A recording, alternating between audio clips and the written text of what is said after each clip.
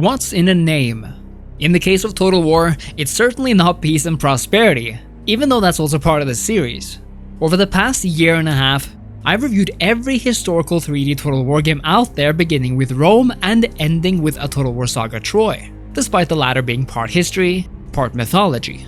In celebrating this achievement, I've decided to post every one of these reviews in one and the same video, for a true Total War historical marathon. I love this series, but it's not without its faults, as I'm sure you'll find out. Since these videos were recorded at different times and environments, please forgive the varying audio quality.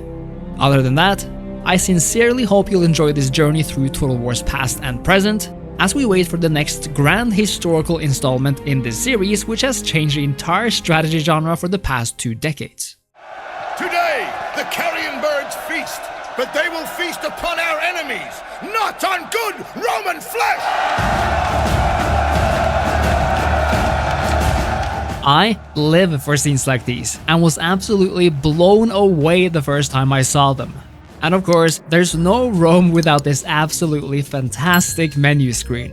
It's hard to believe it now, but there was a time when I had no idea Total War games even existed. Before putting thousands of hours into Paradox and Total War games, I stuck to the simpler life.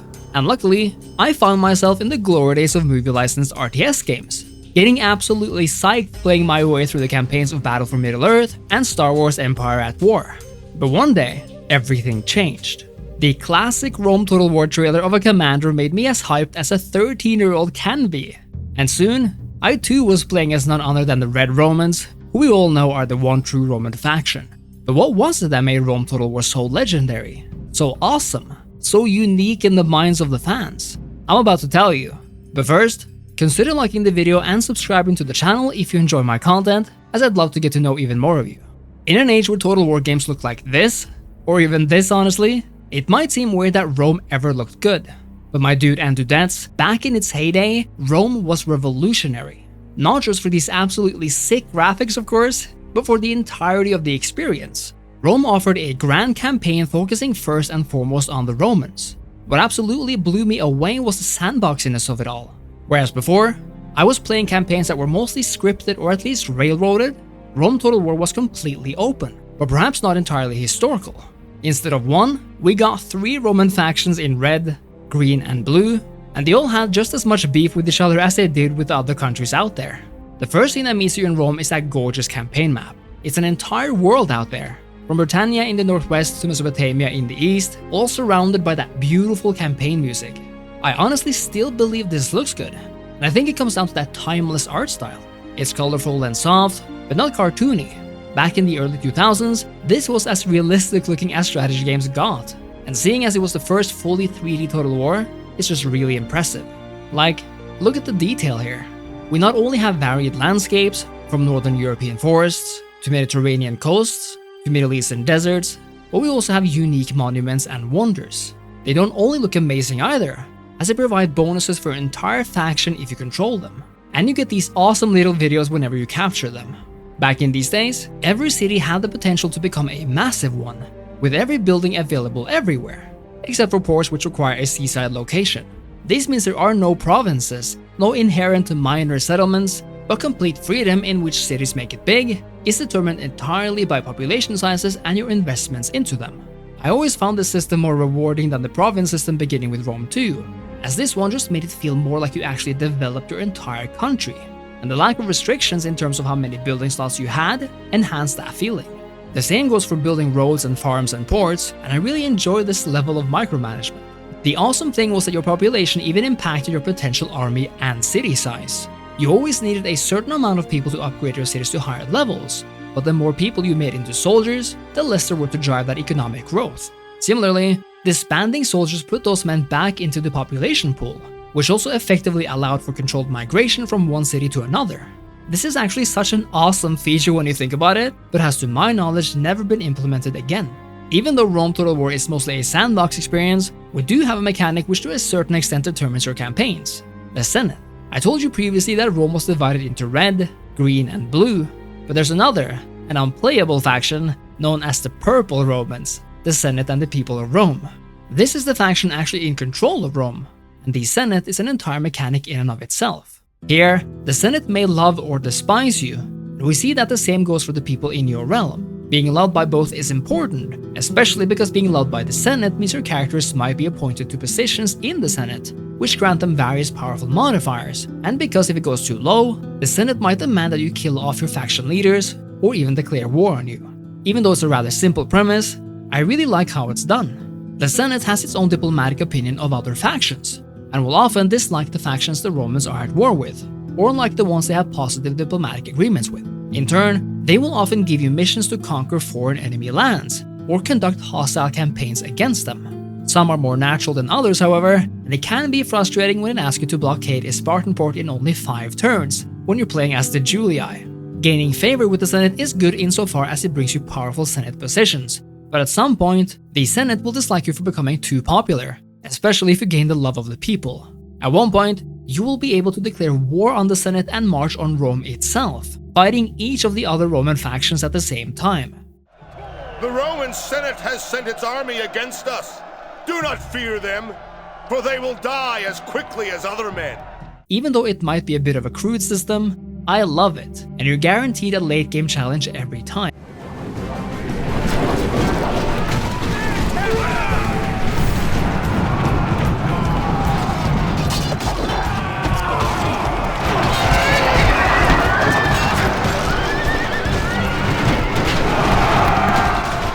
Of course, there are more factions here than just Rome, and by default, these are unlocked once you defeat them. Back in the day, I had absolutely no issue with this, and I saw it as an incredibly smart way of unlocking more of the game as you went, kinda like achievements in a way. This made it possible to play as Rome's enemies and adversaries, like Carthage, the Gauls, and a variety of factions around the world. Depending on where you are, they offer entirely different vibes than Rome, with different religions, buildings, music, and units. The only thing that kinda sucks is that they don't really feel as unique. There are no real missions, for example, no equivalent government mechanics like the Senate system, and so it's basically a conquer the world game with few other aspects. Whereas the Romans have the civil war as an endgame mechanic, the endgame challenge of every other faction is kinda just meeting and fighting the Romans themselves, who of course consists of 4 factions including the Senate. It is fun playing the non-Romans though, if only for the flavor and the various starting locations around the world. But Rome is definitely where the bulk of the game's features lie. The campaign was not the only thing that hooked me to Rome Total War, of course, as the battles were arguably the single most awesome feature of the game. Being not just an upgrade from previous Total Wars in terms of the beautiful graphics, Rome was also such a marked step up from any other RTS out there for me. I mean, whereas Star Wars Empire at War gave me a few dozen or perhaps 100 units to mess around with, Rome gave me thousands on massive battlefields or indeed in the cities themselves. I imagine I was not alone in wanting to play battles that mimic those in Lord of the Rings, for example, and Rome actually allowed me to do that.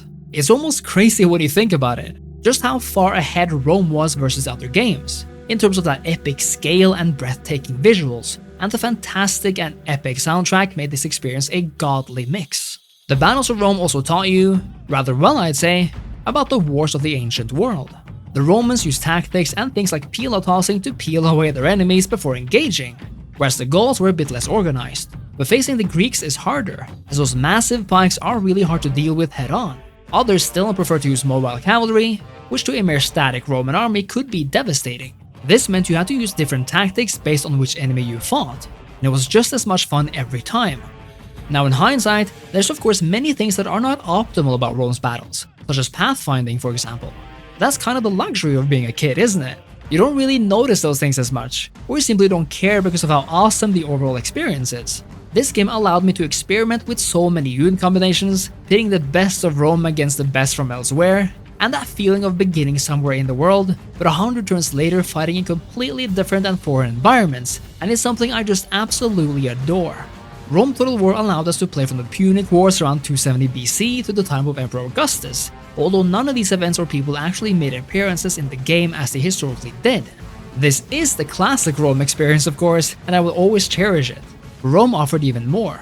The Alexander expansion offered a somewhat tighter experience, where we actually played as a historical Alexander character fighting the Persians. I did not own this myself back in the day, but tried it much later, and I have to say that I never really liked it all that much. It mostly comes down to the map, which kinda is just so tiny and weird looking that you'd think it was a joke or something. The expansion I absolutely loved, however, was the last one, Barbarian Invasion. Now, I bought the Rome Total War Gold Edition way back when, and that package came with both the original game and the BI. The back of the box says something like, "Take your Roman Empire into the days of the fall of Rome" or something, and I literally thought that this meant that the empire I had made could be converted into this new scenario. This wasn't exactly the case. Instead, barbarian invasion takes place in the 4th century, after the split of the Roman Empire into East and West. Instead of beginning small, we now begin massive. These two empires now control about half the world between them. Both of these must now deal with the titular barbarian invasions, including the Huns and the Sassanids, but the Western Roman Empire is certainly the harder faction. Here, public order issues and a lack of money absolutely devastate your empire unless you act quickly. But no matter what you do, it's going to take a while before the empire is safe once more. A reason for this is the entirely new mechanic of religion. The Roman Empire struggled with the battle between Christianity and the old Roman pantheon, and both cities and generals will swear loyalty to either one. In turn, you can now build churches and use various generals to turn the tide of faith for either side. Although doing so can be difficult if your empire is divided in faith. The faction leader's faith also means a lot, as that is the effective state religion. Each city also has a dominant religion, but differing from the state religion gives that city minus 10% public order, which can definitely hurt if the city's loyalties are wavering already. I've always loved barbarian invasion for that challenge as the Romans, and I think it does a really great job of portraying that era. Of course, there are other factions here as well. So once again, it's possible to do your best to topple the Romans, either as the relatively mighty Sassanids in the east, or the various barbarian factions in the north. The complete Rome Total War experience kinda gave us all of the most interesting eras of Rome then, and even though the original game will always remain the classic experience, Barbarian Invasion turned out to be a fantastic campaign that I never knew I wanted, but one which I suddenly never wanted to be without. Rome Total War might be old, being perhaps the most important reason as to why it got a fully remastered version in 2021, but its foundations linger in the Total War series to this day, and shows just how revolutionary and awesome this 2004 title actually was. It's been almost 10 years since the release of Rome 2, and indeed almost 20 since the release of Rome, and I for one am more than ready to see a Total War Rome 3. Is Medieval 2 the perfect Total War game? Or is it actually trash? If one game has defined the entirety of the Total War series, it has to come down to none other than Medieval 2. Releasing in November 2006, Medieval 2 assumed the throne left by Rome, another massive gem. Medieval 2 both built on the excellent foundations of Rome, but introduced entirely new mechanics itself. And together, they made for the Total War game I could not get enough of, despite a few flaws here and there. If you're like me and absolutely love this game, make sure to subscribe to the channel and like this video, because this is personal. If you ask any fan of strategy games what their favorite time period is, you'll likely get a majority saying the Middle Ages. And it's not weird really. The Middle Ages is all over media, and is the epicenter of conflicts and state formations that still impact us today. We're talking an age of awesome knights and castles, kings and princesses, new empires and old, the all-importance of religion and conflicts based on them, and much more. Medieval 2 encompasses all of this, at least to some degree, while of course keeping to the Total War formula. And that leads us to the first thing that meets us in this beautiful game, the main menu. My god, I spent a lot of time looking at this thing, and not just for the bold and dark color palette. Total War used to do this thing where the main menu was animated, with soldiers marching forever towards war or into heaven, none of them recognizable by face, and yet all of them a part of a larger whole. What made it perfect was the soundtrack, a mix of two actually, which set the mood for the entire experience, and you can tell just how much I love this by the fact that I'm spending time talking about the literal main menu here. Medieval 2, like in a lot of aspects, follows in the footsteps of Rome. In the beginning, we have a mere 5 available playable factions here, but they're likely the ones players will want to begin with anyway, at least perhaps the European players, which this game was obviously targeted at first and foremost. Honestly, I don't know which faction of these 5 I liked the most, but I know my most played is the Holy Roman Empire, and for a very simple reason. Ja, mein Kaiser! Greetings, Kaiser. Mein Kaiser. Ja, Kaiser. Mein Kaiser? Medieval 2's foundations are recognizable even now, almost exactly 16 years later. You move armies around the map and have cities dotting it. But there are a few key differences here, namely the systems of the Total Wars of old. before the days of Rome 2, of which Medieval 2 certainly is a part. The campaign map is your playground in Medieval 2, and somehow, even though this is a game from 2006, I still find it beautiful to look at. I can't really put my finger on it, but there is something about the Total War maps that predate Rome 2 that just seems clearer and more readable to me. Don't get me wrong, I love the map itself in Rome 2, but with Medieval 2 for example, there's something about the colors, about the overview, about the lack of certain effects or flickering, that is just much easier to look at. Even though the map is rather small for today's standards, it continues to be densely populated with cities and hotspots, and I love the innovation of trade goods which you can actually use by placing merchant agents on them. The trade carts and ships further make this map so good to look at, and I would never want to be without the sense of life this brings to the experience. It all crescendos with the inclusion of the beautiful soundtrack, and I maintain that Medieval 2 offers the best music in the entire series, even to this day. I still believe the Medieval 2 map is timeless, and even though mods have made this map so much more beautiful and detailed, I still just love this basic version. What's especially awesome here is how Medieval 2 deals with scope. The game takes place between 1080 and 1530, a decent chunk of time. For the vast majority of the game, Europe, North Africa, and the Near East is everything we know, and it's the focus of the game. But much later in the game, something quite incredible happens. America is discovered, and we suddenly have an entire new theater of war to fight over. It's magically hidden at the very edge of the original map, and even though the Americas is certainly underdeveloped design-wise, I love this feature for its sheer existence. A lot happens during this campaign to make it so much more dynamic than many other Total Wars out there, however. Massive events like the Mongol invasion, the Black Plague, and the invention of gunpowder turns the Medieval 2 campaign on its head by not only introducing new threats, but also ways of dealing with them. The cities of Medieval 2 is where everything happens. Not only is it where you tax your population on a city-by-city basis, but every city has the ability to raise virtually every building in the game. This means there's no province system, no province capital and smaller villages.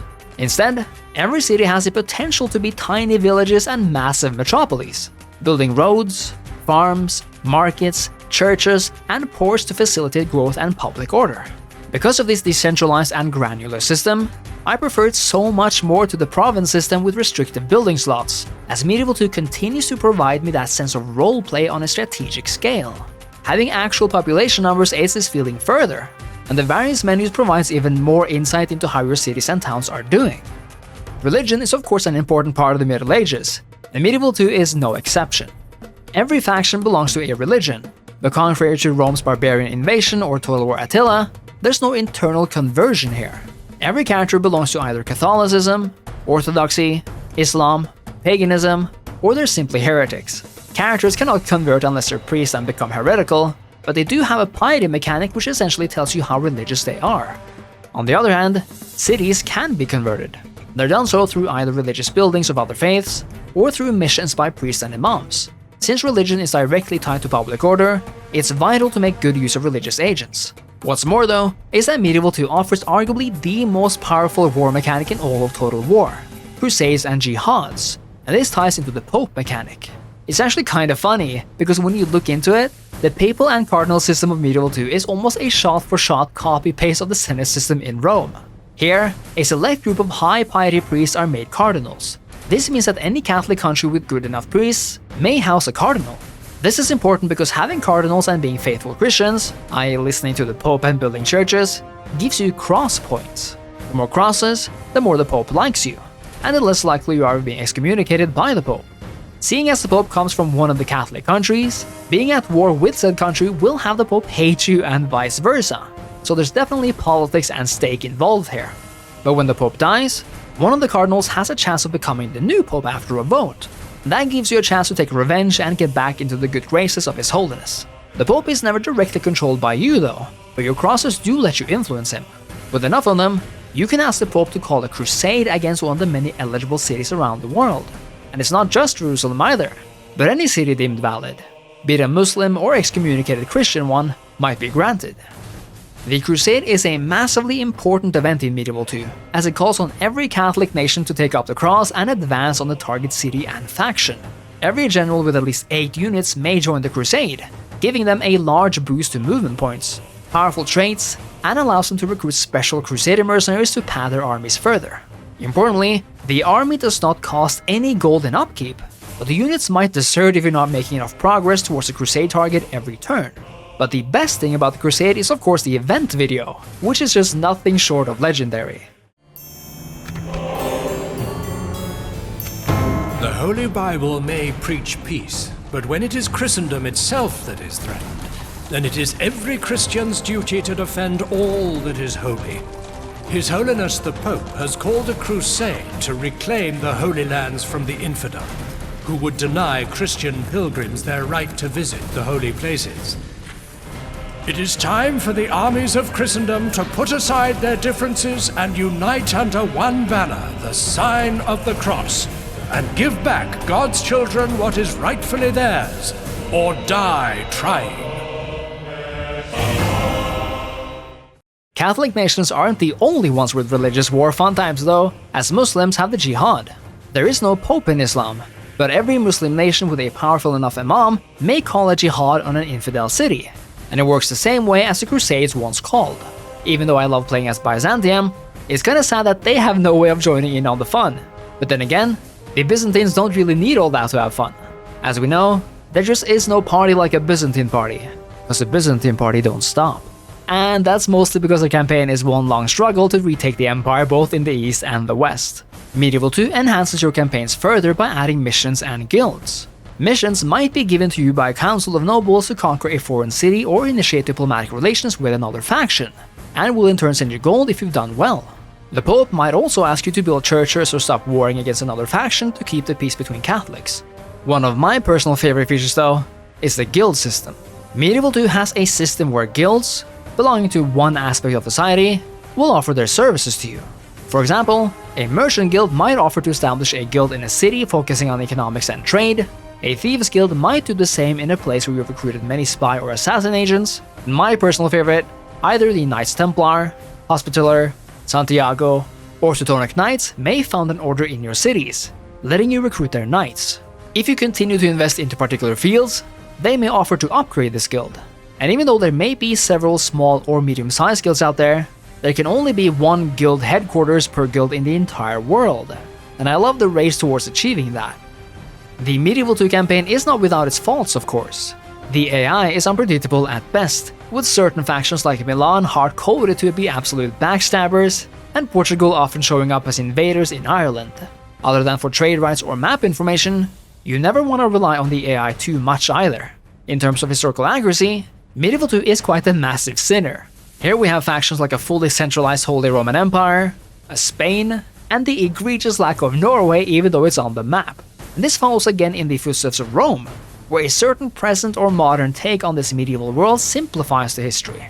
Ideally, all of this would be fixed in a Medieval 3, where our faction diversity and depth would pay this time period the complexity and attention to detail it deserves. I'd also like to see a much more intricate religious system, an actual feudal system portraying the massive amounts of vassals under more or less powerful kings and emperors, formable nations, a return to the individual city system and away from unimmersive provinces, and government systems that actually make it a vastly different experience to play as Catholics, Orthodox, Muslims, or even pagans. But the one place where Medieval 2 still excels like arguably no other is in its battles. How Creative Assembly managed to create its best system ever and never truly replicate it, I don't know. The Medieval 2 battles just feel amazing, and it comes down to a handful of points. Medieval 2 battles looked amazing for its time. Each unit was now individually modeled amongst a handful, making Rome Total War look positively ancient in comparison. But while age has dulled the visual somewhat, the game still feels great. Units really look like they are fighting each other, mixing between generic animations and scripted killing blows, making for battle scenes perhaps only matched by Shogun 2. These visuals and the sense of progression was further enhanced by the fact that what happened on the campaign so clearly influenced the units on the battlefield. Not only can units level up, but we can upgrade their arms and armor, and these upgrades have an actual visual change on the battlefield. This is actually insane and such a beautiful detail, and again, has never been re-implemented in a Total War game since. A massive shame to say the least, although perhaps not as relevant in later time periods. Further, Medieval 2's battle maps somehow felt so organic and realistic. The locations you fought reflected those on the campaign map, an inclusion of two different types of siege battles, be it cities, which were much easier to siege, or actual castles, which would come to house not only one but two inner walls, were absolute nightmares to attack. These of course were different on campaign as well. So cities were economic powerhouses, while castles were warlike bastions. It was all fun as heck, and actually demanded more of you since taking a castle meant fighting a tough-as-nails battle. Siege battles were made so much better than in Rome, by the way, partially due to better pathfinding, but also because, again, things just felt better. Units fired from the walls, those massive trebuchets tossed fiery rocks like no other, and due to the technological developments, what began as impenetrable citadels developed over time into something we can overcome due to the sheer power of the almighty cannon. I mean, heck, Medieval 2 has us begin with peasant armies, but end with heavily armored knights and even musket-carrying gunners, symbolizing how dynamic and all-encompassing the time period between 1080 and 1530 really was. I also appreciate the difference in units per faction. Now you'll obviously see many of the same units all over Western Europe, for example, focusing on knights and the like, but we have important differences. England will sport the best longbowmen, France and the Holy Roman Empire offer the best knights, and in the east, Egypt, the Turks, and the Mongols deliver some impressive light and archer cavalry units, making for a diverse battlefield as long as you focus on your strengths. Something I personally miss a lot in the latest Total War games, by the way, are the individual unit abilities. I loved having my spearmen assume different formations and have archers put down spikes, and I just have no idea why this has been removed. A game where it could be extremely useful is in Troy, where heavy spearmen could make excellent use of such abilities. But alas, Medieval 2's battles have so many strengths then. Despite its age, and Creative Assembly desperately needs to take a good hard look at itself to re-implement some or all of its features. Medieval 2 continues to be in my personal top 3 Total War games of all time because of its fine wine aging. Rome has not aged nearly as well, and after its launch, so many games were either buggy or limited in scope. But Medieval 2 struck a near-perfect balance between it all, and the sheer amount of mods out there, which greatly enhances the game in every way by the way, shows just how much this game was loved and how much room there was for modding. A lot of people today hate on Medieval 2's vanilla game, but you know, I replayed it for this video, and I have to say it was as fun as ever. One of my campaigns was as England. I began by establishing a foothold on the home islands, while I also went for Brittany. France wanted to beef, but of course I fought them back, and soon we talked peace again. But not before a Grand Crusade was called, and I headed for Jerusalem to reconquer the Holy Land. It reminded me of just how great this game still plays, how the lighting complements the battlefield time and time again, and that feeling of expanding your cities, going from seeing little trade to a whole lot of tiny ships and carts, continues to be a magical feeling. I will say again that the AI is kinda weird. Scotland, for example, just had an entire army by York for like 100 turns. Back off before I take a liking to your lands and daughters. And compared to the later games, the turn times really fly by, but it still delivers that wonderful experience, albeit in a smaller format than we might be used to today. Medieval 2 was enhanced with the Kingdoms expansion, a perfect addition I've covered before in 2 other videos, most notably for iPad. Both Medieval 2 and Kingdoms are now released on handheld devices, by the way, so if you feel like you want the full Total War experience on the go, then Medieval 2 offers this as well, even with enhanced UI capabilities and the ability to now actually survey your cities on the battle map in peacetime.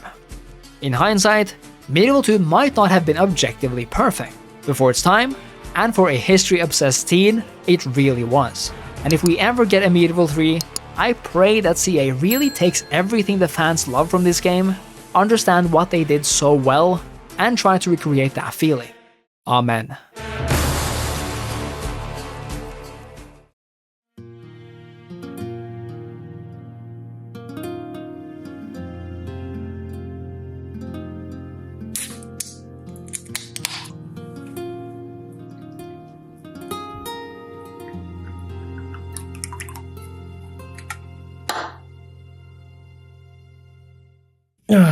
I've never had this drink before in my life.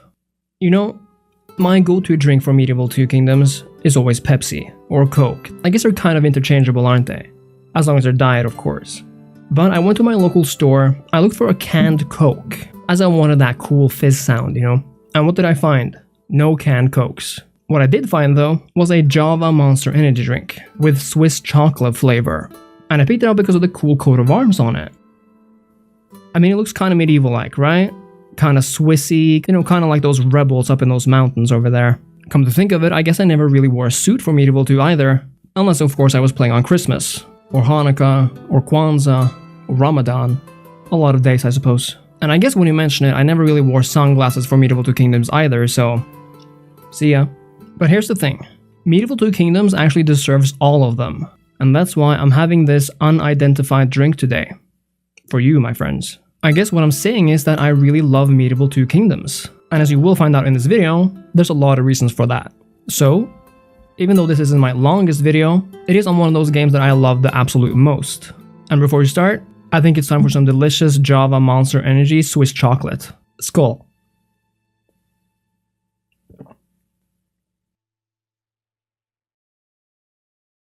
That's horrible.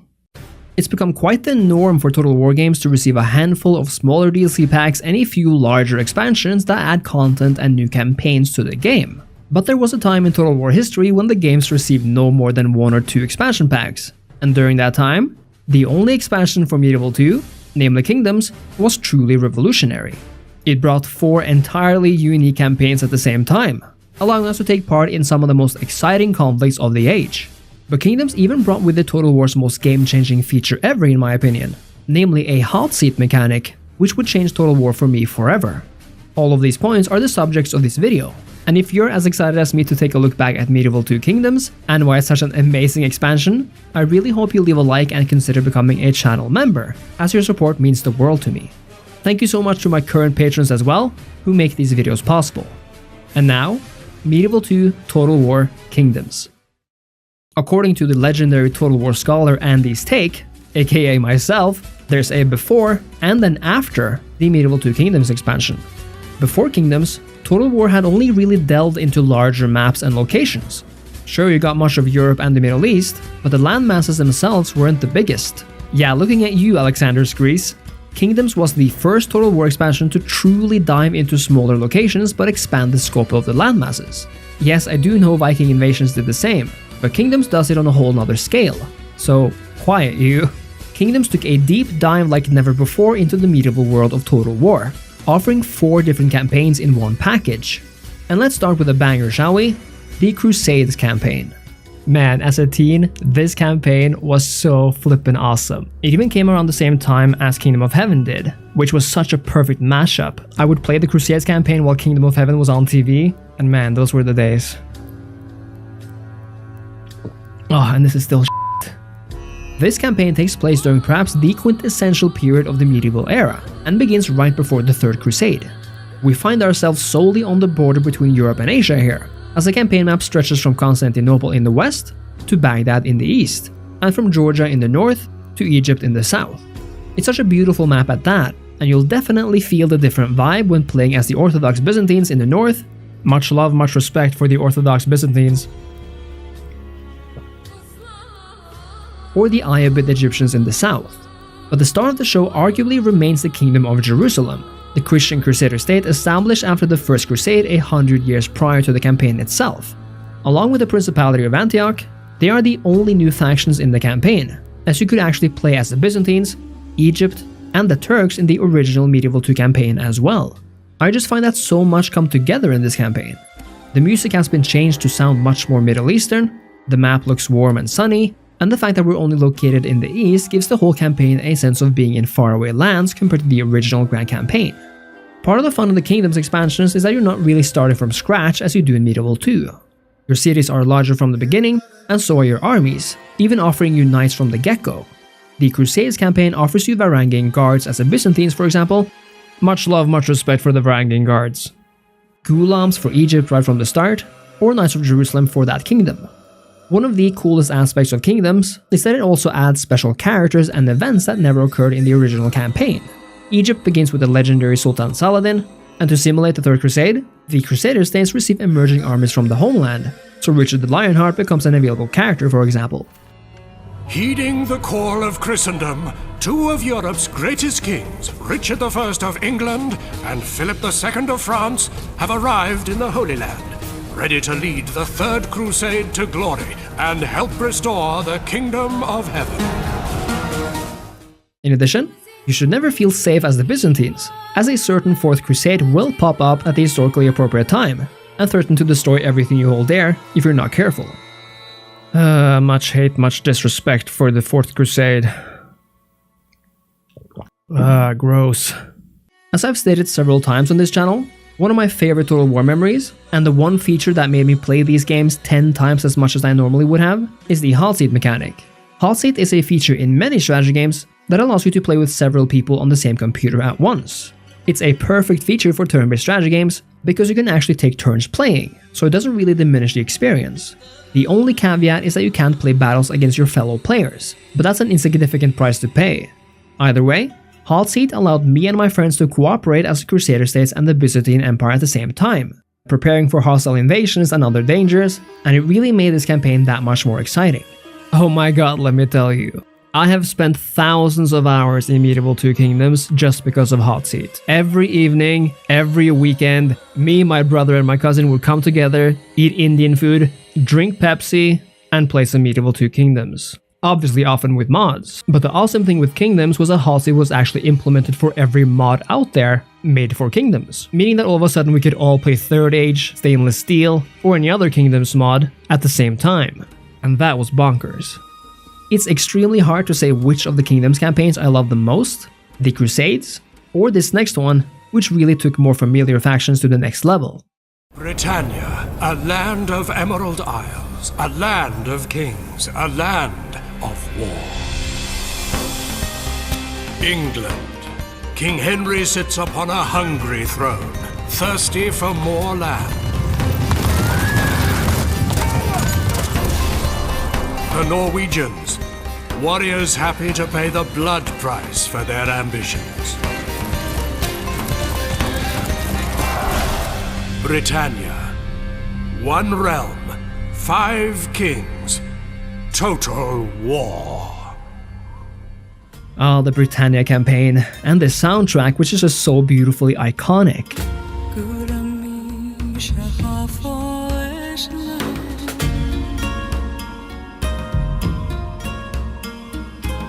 The Britannia campaign takes place solely in the British Isles, on a then absolutely massive map of England, Wales, Scotland, Ireland, and yes, the glorious islands held by Norway. This campaign felt extra close to me because Norway had never been a playable faction in any Total War game I'd ever played. Now it is true that Viking Invasion once again, for the original Medieval, did in fact include Norway itself, which would have made Britannia even better, but I'm not one to complain here. Britannia felt lively and colorful, and for such a small place, it actually housed many different factions, all clearly distinguishable in terms of units, specialities, challenges, and starting locations. Playing as England made you feel like a grand empire, yet one struggling to keep your own kingdom intact while keeping the Norwegians and Scots at bay, while at the same time trying to hold on to unruly territory in Ireland. The Scots, on the other hand, is a minor but established faction, capable of holding their own and advancing on England should they want to do so. And the Norwegians, located quite all over the north, is a faction relying on the sea for protection, but if able to consolidate its armies, can be made into quite a powerful force. Here too we have special and awesome events, such as the emergence of William Wallace for the Scots, which will fire depending on several factors, Norway, which will receive reinforcements from the homeland, and England can send Prince Edward on a crusade, which, when he returns, brings home a crusading army along with much more experience. The battles were fun too, and I really like how they made these factions rely on different strengths. The English of course have their knights and cavalry, while the Scots rely on their noble Highland pikemen. The Norwegians offer heavy infantry carrying two-handed swords, the Welsh have excellent bowmen, and the Irish serve up some mean skirmisher units that can tear any army apart from afar. The battles remain fun because of these unique faction strengths and weaknesses, and I think that's crucial to give such a small location this much spice. Britannia is definitely a somewhat smaller campaign than the Crusades, yet one with just as much personality. I particularly love the updated castle models here, which is something that was never changed for the Crusades campaign for some reason. I really think some of the genius of the Britannia and the Crusades campaign are these smaller changes, like in the music or the castle designs, because even though there's not that much new in the game, audio-visual tweaks like these really makes it feel like a different vibe altogether, and I think changes like these are kind of what's lacking in the newer Total War expansions, to be honest. Now comes the campaign I find to be the least exciting, yet one that still has something to offer. My least favorite is the Teutonic campaign, which is centered around the Baltic Sea. Here, the Teutonic Order wage a crusade against the pagan Lithuanians, who must either withstand the Catholics or accept conversion, but there are other playable factions here too. The Danes in the north have the ability to form the Kalmar Union if they conquer all of Scandinavia. Ugh, Danes. I'm kidding you, Danes. This is for you. And Novgorod in the east gives you the chance to take the principality further west. The Teutonic campaign definitely feels like the darkest one, if only for the subject matter itself. But I also feel like it's the blandest, perhaps due to the many factions taken straight from vanilla, the map, which looks rather hastily put together, or perhaps the setting itself. And now comes the last campaign, but definitely not the least innovative. In fact, the Americas campaign is perhaps the most standoutish of them all, offering a campaign of massive differences. Speak of the new world, and men dream of riches, glory, and conquest. This land is home to the fearsome and decadent Aztecs, a people who appease their great sun god with hearts torn from the chests of their enemies. And enemies the Aztecs have aplenty. A new enemy sails on the horizon, bearing steel and marching under the Holy Cross. To Spain, the New World is a land of hope, a land where the Holy Word is delivered on the end of a sword. Here you get to play as the Aztecs and the Mayans, two Native American factions that play quite like the Old World factions, but with different strengths and weaknesses. The Apache tribe to the north are perhaps the most interesting here, offering various light infantry and cavalry troops, yet ones that can actually make use of Western weapons. And then there's Spain, the faction with the best soldiers, but also the least men, meaning one has to be clever to survive. Further, since the entirety of the map is uncharted territory to each of the factions, much of the campaign map is shrouded in complete darkness until it's been explored, meaning that the Americas campaign offers a lot more mystery and surprise than the others.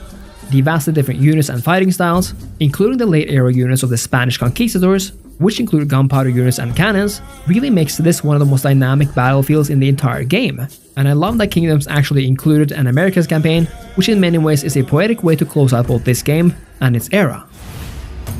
A land where empires are born.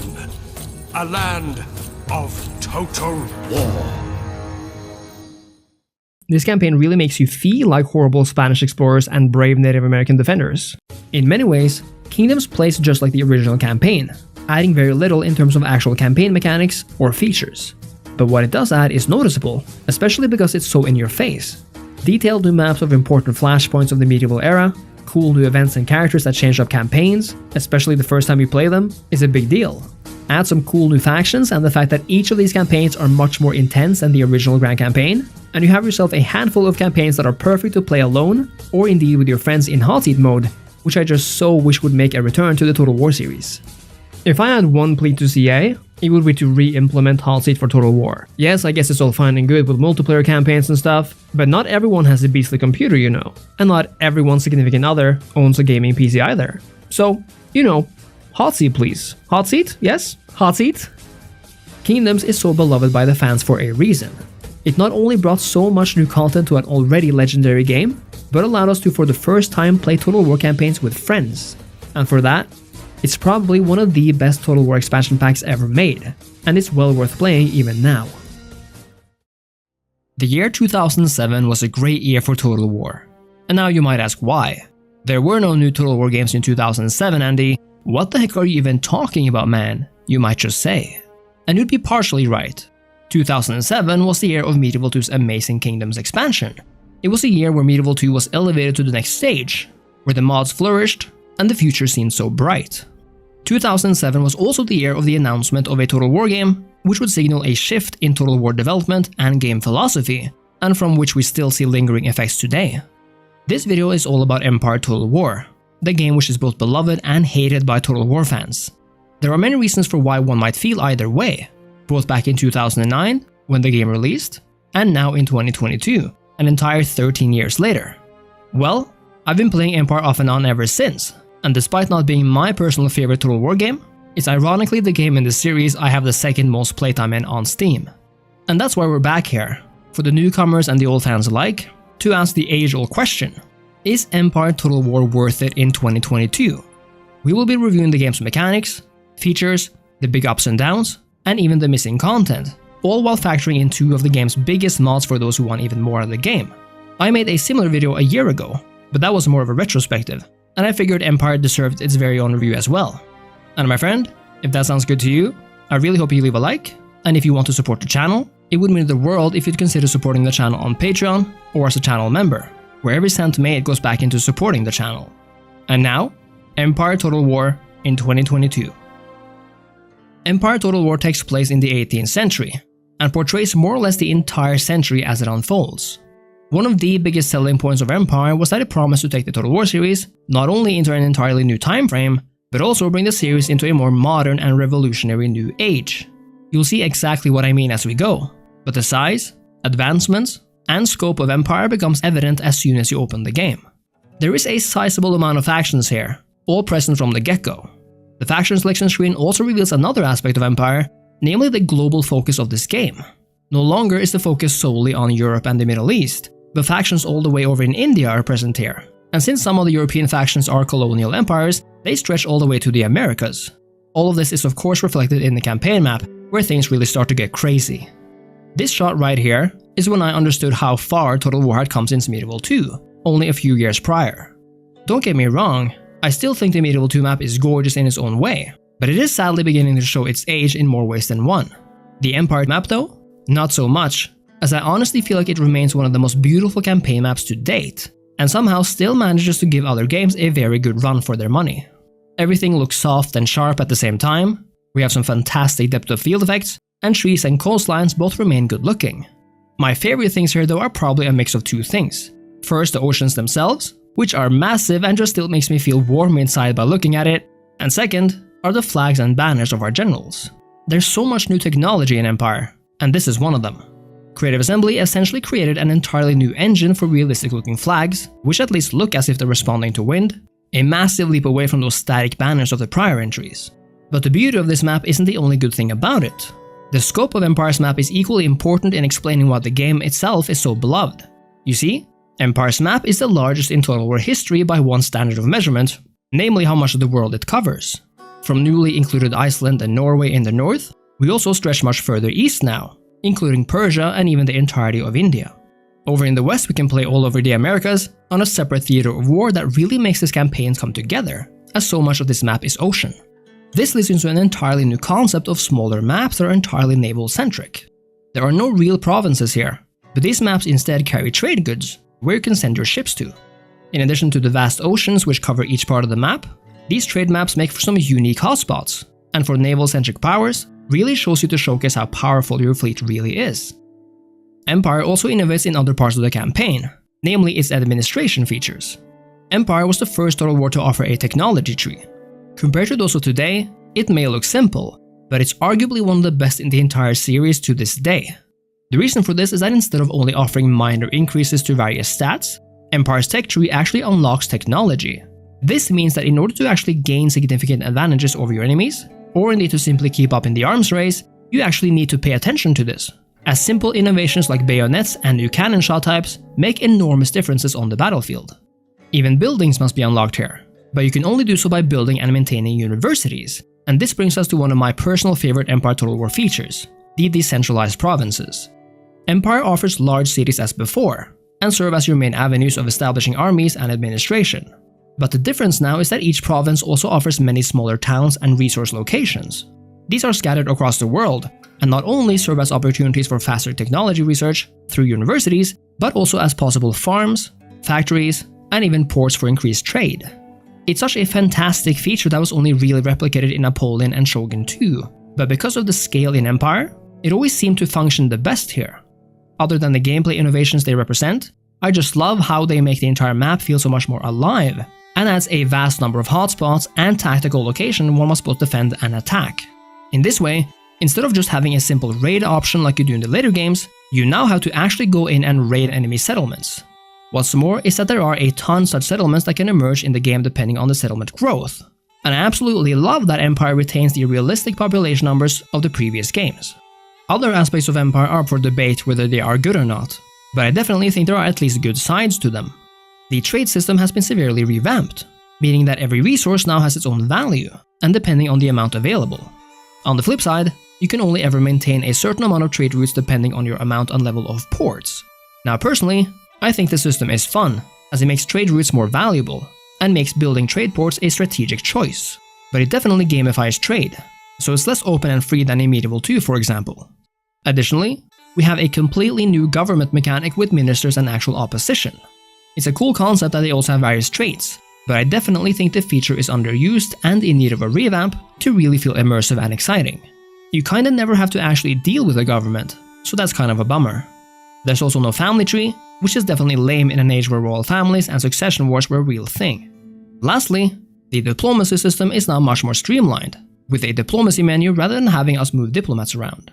This system works well enough in Empire because it was a time of more established representation in foreign countries, but this system has since been used in games like Rome 2, and I think that's a very bad choice.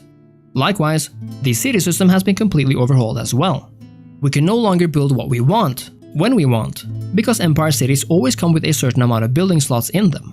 In the later games, this system gets fleshed out somewhat with the option of many more types of buildings to balance the cities out. But in Empire, the offering of building types is just so low to begin with, which makes for a less immersive and interesting campaign.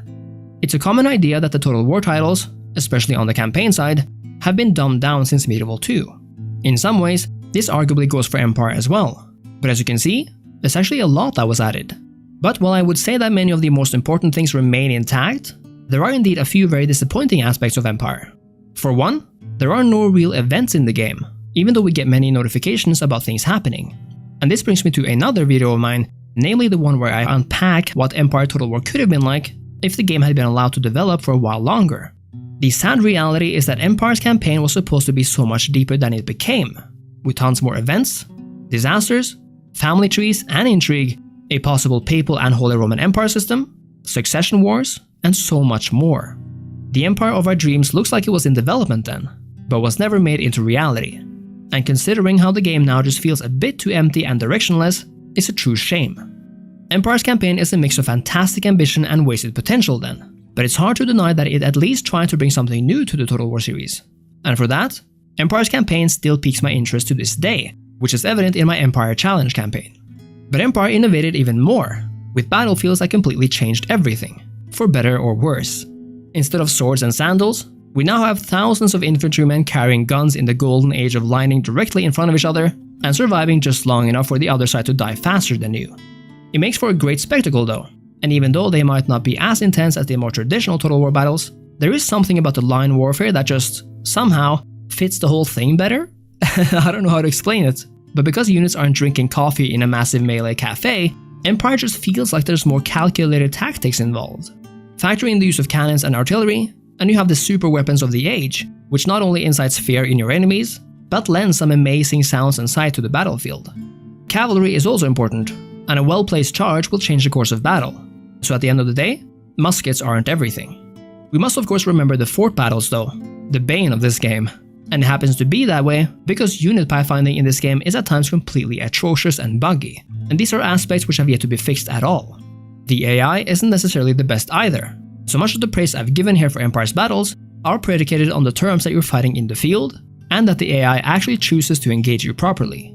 No matter where you play though, Empire Total War still offers some gorgeous visuals on the battle maps, and even though it's true that Napoleon is even more mouth-wateringly beautiful, Empire's visuals mostly hold up, especially when factoring in the massive leap away from Medieval 2's a bit more primitive old-school graphics. The final and largest addition of Empire Total War, however, is arguably the all-new naval battles.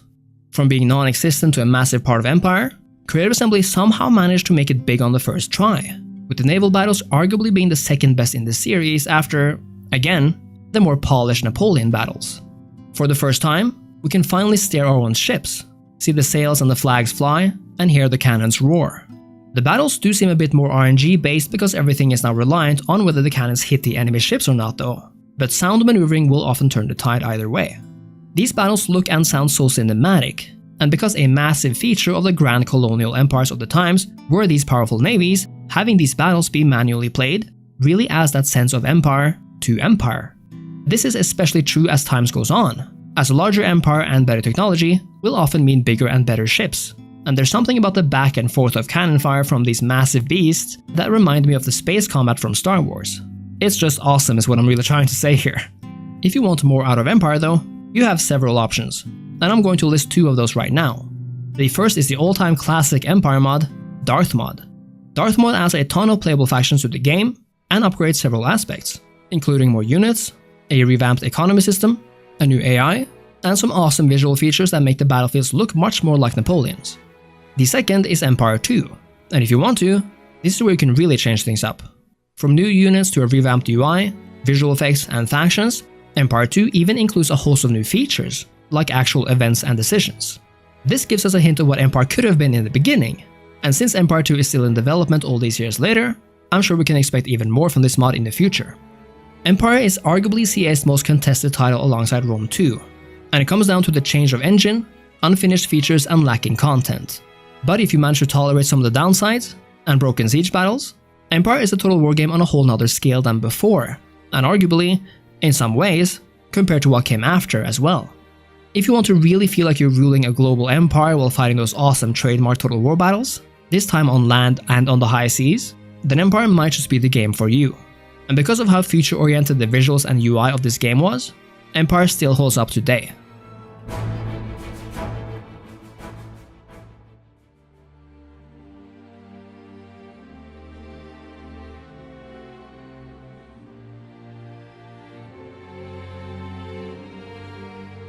My enemies are many. My equals are none. In the shade of olive trees, they said Italy could never be conquered. Gosh, I love that intro. I think it just might be my favorite Total War intro of all time. I loved it so much I used it during a presentation in my high school French class and never looked back. It really encapsulates exactly what this game is about. A chance for Napoleon, son of Carlo Bonaparte, to show his quality. I think the intro says something about the game as a whole as well. It's to the point and concise, showing us exactly where Napoleon's biggest battles took place. Italy, Egypt, Russia, these all symbolize iconic and history alternative periods of the Napoleonic Wars, and we get to play them all in this game. However, there is a caveat, and we'll go over each of the campaigns in turn and order right now. Napoleon Total War offers 3 different campaigns, 4 if you count the post-launch Peninsular campaign, and they're all uniquely linear in that you're kind of meant to play them all in order. The first is the Italian campaign during Napoleon's early days. The Italian campaign takes place on a large map of northern and central Italy. This is when Napoleon truly proved themselves as a masterful commander, and you'll see why in this campaign. Remember, this is a time when France waged war against almost the entirety of Europe, and had just emerged from a massive revolution. Our main enemy in Italy is actually Austria, the empire controlling much of northern Italy during this time period. But smaller states remain here as well, like the Papal States, Venice, and Piedmont Sardinia.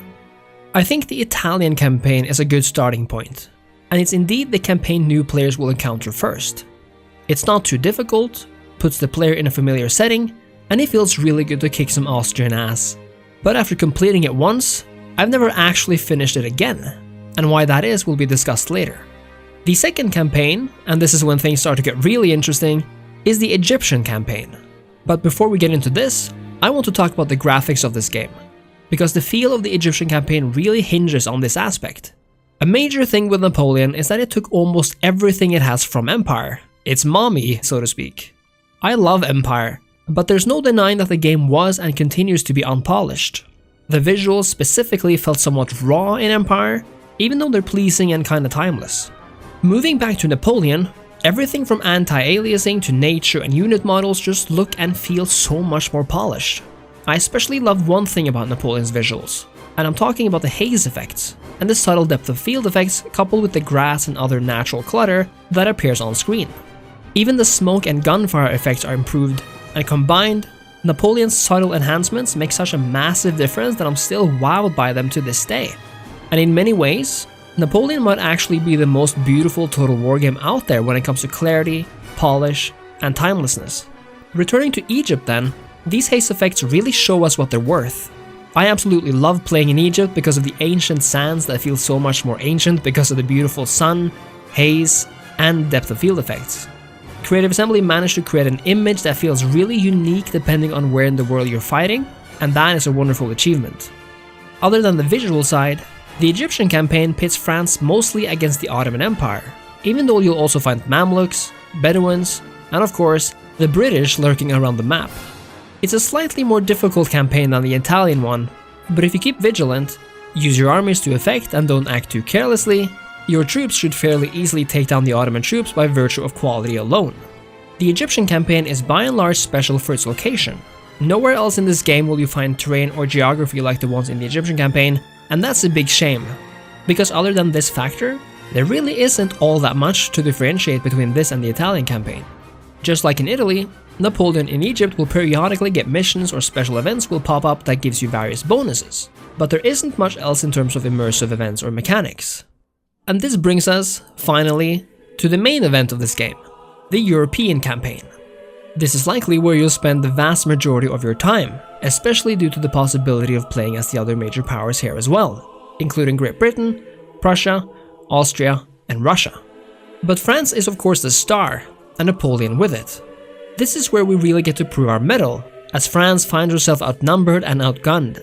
To the north, the British flares its navy off the coast of Normandy and pose an everlasting threat of invasion. In the east, both Austria and Russia await ready to march to the west.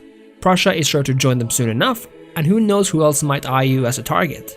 This is the first and only campaign in the game where diplomacy is a viable option to move forward, partially because this is the only campaign with more than a handful of factions.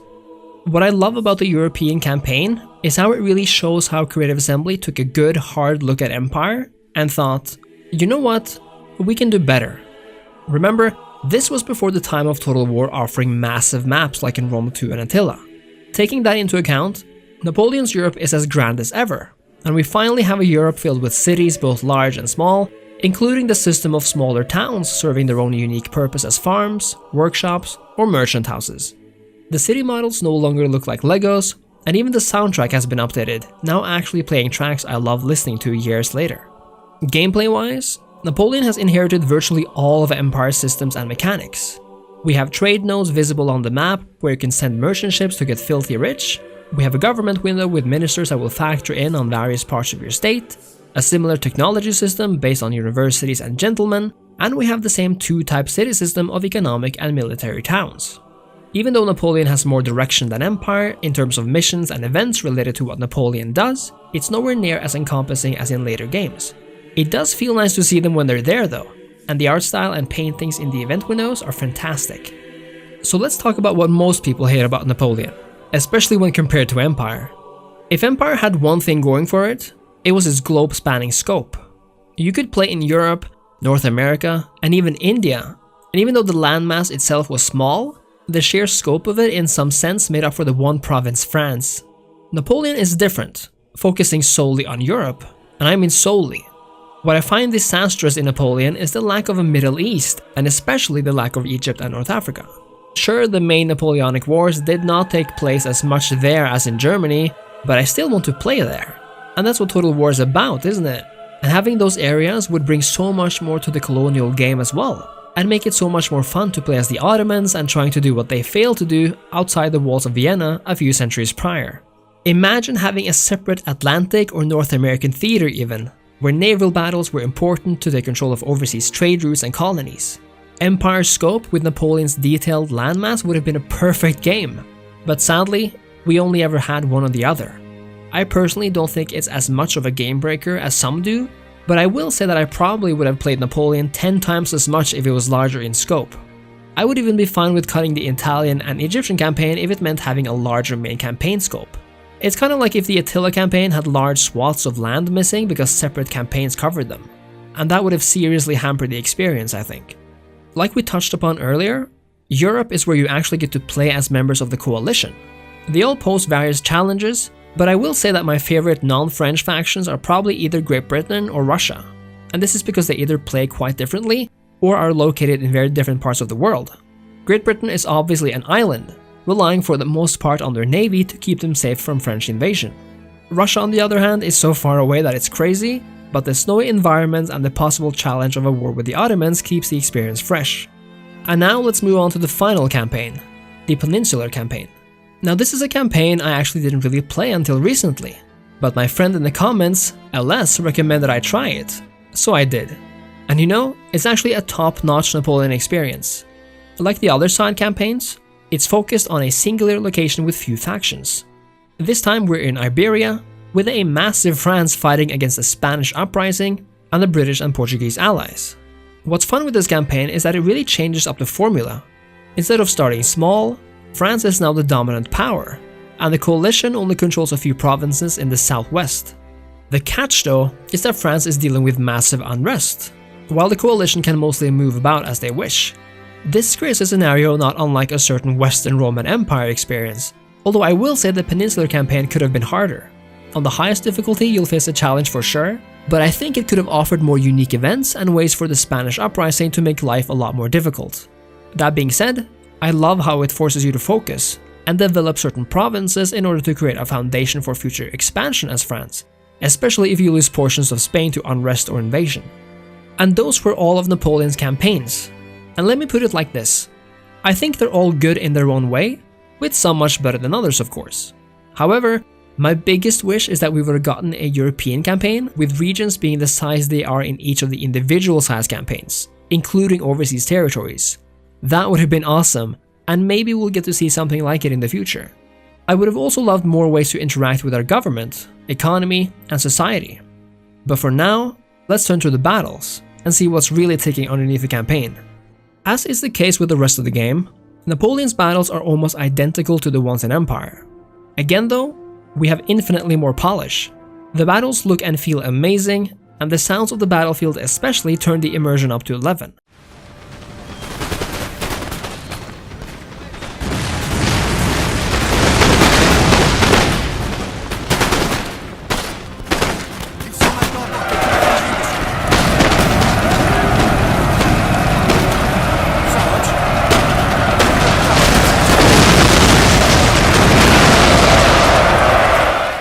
The rank and file warfare is excellently portrayed, and I will never get sick of seeing my nation's flag being carried into battle. The animations as well are mostly fantastic, and virtually every bug from Empire is gone, with units moving and behaving a lot more natural, even though some daredevils will scale their defensive barricades for some god-awful reason. The combination of rifles and cannons is powerful, but even though bullets dominate, you do well to never underestimate the power of flanking shock cavalry, as they can easily turn the tides of battle by forcing enemy units to rout. Both the short and long range fighting creates a highly dynamic field, and makes it possible to outsmart a larger enemy force by using the right tactics. The AI could have been better though, and that is probably the one thing from Empire that, although better, has remained, let's just say, a work in progress that never got finished. Lastly, I think the city battles are so uninspired and copy-pasted from Empire that it's honestly really bad. And even fighting in the game's largest cities will only make you feel like you're fighting in some random village. We of course also have naval battles, arguably the best in the series, tied with Fall of the Samurai. The ships look and feel better this time, and again, the battles have been polished and given that extra oomph since Empire. I love seeing a ship open a delicious volley, and long-range ship warfare is definitely the best type of naval warfare you'll find in Total War. Sadly, because of the campaign's scope, there's never a lot of water around. This is perhaps one of the biggest downsides of having no North Africa and Middle Eastern landmass, because the vital Mediterranean is made almost completely irrelevant. That's not even mentioning the Atlantic and overseas territories. In this sense, naval warfare is much less important and almost completely absent unless you're playing as France or Britain. Napoleon Total War is one of the most polished Total War games ever. It looks, runs, and feels so much better than Empire, and is a much more focused experience. Its maps are larger, but every campaign feels like part of something bigger, except for the Europe campaign, which is as close to a grand campaign as we get in this game. What it lacks though is a campaign map that really includes everything this time period offers, even the parts that weren't necessarily in the center of the conflict. I would have loved more map, more regions, and a bigger scope in an expanding Napoleonic grand campaign, preferably with even deeper mechanics that went beyond those of Empire. I will say I love that we still have a population mechanic and a government system though, and seeing how Napoleon came out before CA's big turn towards more unique and deep mechanics with Attila and beyond, Napoleon's mechanics were quite alright for its time. I also miss a hot seat function, but Napoleon tried to make up for that with the very first full implementation of a 2-player online campaign, which remains fun to this day. Napoleon is one of the Total Wars I love the most, because of everything it did right and improved, but ironically one of the historical Total Wars I've played the least because of a lack in scope and new mechanics from a previous title. In many ways, it's Empire Plus, but also Empire Minus at the same time. I would highly recommend Napoleon Total War all these years later, especially now that most hardware can play it with high frame rates on maxed out graphics settings. Now they say nothing. They fear me, like a force of nature, a dealer in thunder and death. I say, I am Napoleon. I am Emperor.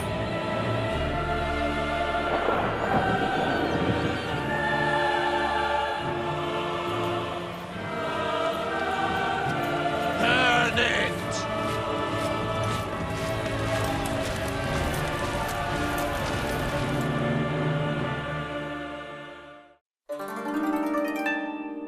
There was never a time in history when the Total War series had remained solely in Europe and West Asia.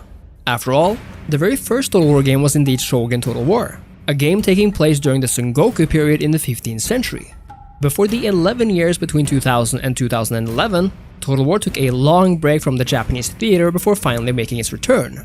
But when it did, Shogun 2 became one of the most universally loved Total War games of all time, currently somehow tied with Empire Total War for the second highest rated Total War after the original Rome. In this video, you and I will be taking a long overdue trip down memory lane and take a look at what made Shogun 2 so awesome, and answer the question of whether Shogun 2 is worth playing in 2022. It signaled a return to a more feudal type of warfare and way of life after the more modern age of gunpowder seen in both Empire and Napoleon. When I think about it, it's actually really strange to think about that the Total War series in 2011 hadn't even seen a second Rome. It feels so long ago yet not so far away at the same time, and I keep saying this, but I really don't think time is real. Anyway, Shogun 2 works like any other Total War game in that it offers both a campaign and the signature Total War battles, and for the sake of ease and introduction, let's take a look at the campaign first, and see which innovations Shogun 2 offered us players. Shogun 2 puts us back into the Japanese Sengoku era, a time of the warring clans of Japan, a time of samurai warriors, and even the famed, the only, Yari Yashigaru. Yari Yashigaru provide excellent defense against enemy cavalry charges. We're given several factions to play here, and I think what most people would say right about now is that the faction diversity is not the best here. Well, to that I would say, fair enough I suppose. Just like with the Wrath of Sparta DLC for Rome 2, that kinda is what happens when you focus on one particular region at a time. But contrary to the Greek factions in Wrath of Sparta, there's a whole lot more going on here. For one, the starting positions of the various factions have a lot to say when it comes to early game difficulty. My favorite two factions happen to be in very different positions, and I guess we can call them the Red and Blue Samurai. The Red Samurai, namely Takeda, is a faction with some seriously powerful cavalry, but they begin in a very tough position surrounded by potential enemies. Especially on the hardest difficulty is this a very tough beginning, but if you can survive the first dozen turns, you have a great chance of making it even further. The Blue Samurai, represented by the Date, have a very different role. They offer powerful infantry units and are located far away from most other factions, meaning they have a relatively easy starting position. This is a faction I like to suggest for beginners then, as you can really take your time as a Date. No matter which faction you play as though, discovering Japan in all its glory is a treat.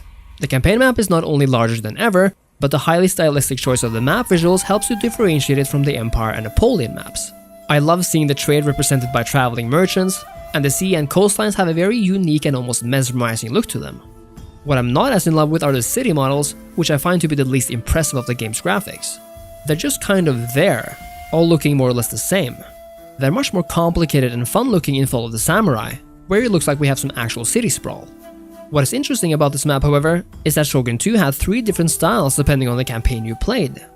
We of course had the Vanilla Grand campaign, but the game received 2 large campaign DLCs which altered the very aesthetic of the map. The first of these were the Rise of the Samurai campaign, where the map has a distinctly brighter look. The second is the Fall of the Samurai map, which looks a lot more realistic and dark. I think each of these fit the time period really well, and I love the experimentation done by the team here. If you want to see more on the Fall of the Samurai, by the way, then make sure to check out my review of the game after this video. I would say that the topographical diversity for the vanilla campaign could have been increased somewhat though, as you're basically either seeing really flat terrain or extremely tall mountains. Either way though, this map is as beautiful as it is massive, and this rang all the more true when it came out over a decade ago. And the soundtrack, while a tad too timid and in the background for my taste, is distinctly Japanese and offers some truly gorgeous tunes, especially on the battlefields. The best things about the Shogun campaign, however, are all the campaign mechanics that together make a really big difference. Take for example the all-new general system, which made our commanders so much more customizable and personal than they ever were before. Whereas generals could achieve ranks and traits in the earlier games, Shogun 2 introduced the very first system of an actual skill tree. Generals level up as you play and win battles which award you ability points, and in this way, each general can be specialized into leading various troops depending on your playstyle. I think this system sets the standard for Total War General's mechanics to come, and even though it's a simple one, it's easy enough to understand, yet complex enough to have meaning. In many ways, I prefer to Rome 2's and beyond due to this fact. We also have the return of the technology tree, which now looks a lot more refined and intentional than the one in Empire, for example. Even the family tree is back and is better than ever, and Shogun 2 becomes the first Total War game to offer a food mechanic. In terms of cities and settlements, Shogun 2 followed the example Empire and Napoleon set before it. We have the return of that system by way of having larger cities be the main settlements in a region, while the landscape is dotted by smaller towns and resource outposts. Even though I think the UI could have done away with the little markers that tell us what they do at a glance, I love the use of these smaller towns. They're not perfect, partly because I wish they were more dynamic or interesting somehow, but the concept is what I really love here. It makes it that much more important to own a blacksmith town and other resources because they actually impact the armor and weapons grid of your units. It allows for diversity in city management, several points of interest around the map that are not potential castle sieges, and I absolutely love the concept of having things like ports divided from the city. This was a feature in both Empire, Napoleon, and Shogun 2, and I'm actually really annoyed that they removed it for Rome 2, with the best example of this removal being a horrible decision becoming evident when, as we see, the most important city in the game, Rome, does not have a port. If Rome 2's system had been like Shogun's, Austria could have existed as a port city, and absolutely everybody would have lived happily ever after. But no. Once again, woe is me. I think this is a good time to talk about the UI, because to me, Shogun 2's UI is near perfection. Look at this screen right here, for example. Now tell me, what do you see? Exactly. You see perfection, my friend. You see the small rounded system of menus down in the right corner and the optional map in the top right, with conveniently hidden menus that quickly shows you event messages, diplomatic relations, and your armies in a fast and easy way as you want them to appear. If you click on a settlement or an army, they elegantly pop up down in the left corner, and further, if you examine a general, a page pops up on the left. Things like engaging in diplomacy or researching technology will open a larger window in the middle of the screen. But because we're not taking away from the map itself, everything appears extremely fluid and smooth, and I think Shogun 2's UI design is so slick and modern looking for these reasons. It is perhaps my favorite Total War UI, tied with Attila's and Troy's, and it's just so much more forward looking than the likes of Warhammer's more chunky one, for example. We even have agent and event cinematics here, many of which take direct inspiration from the likes of Medieval 2, and yet again, symbolizes the dedication of the whole vibe here.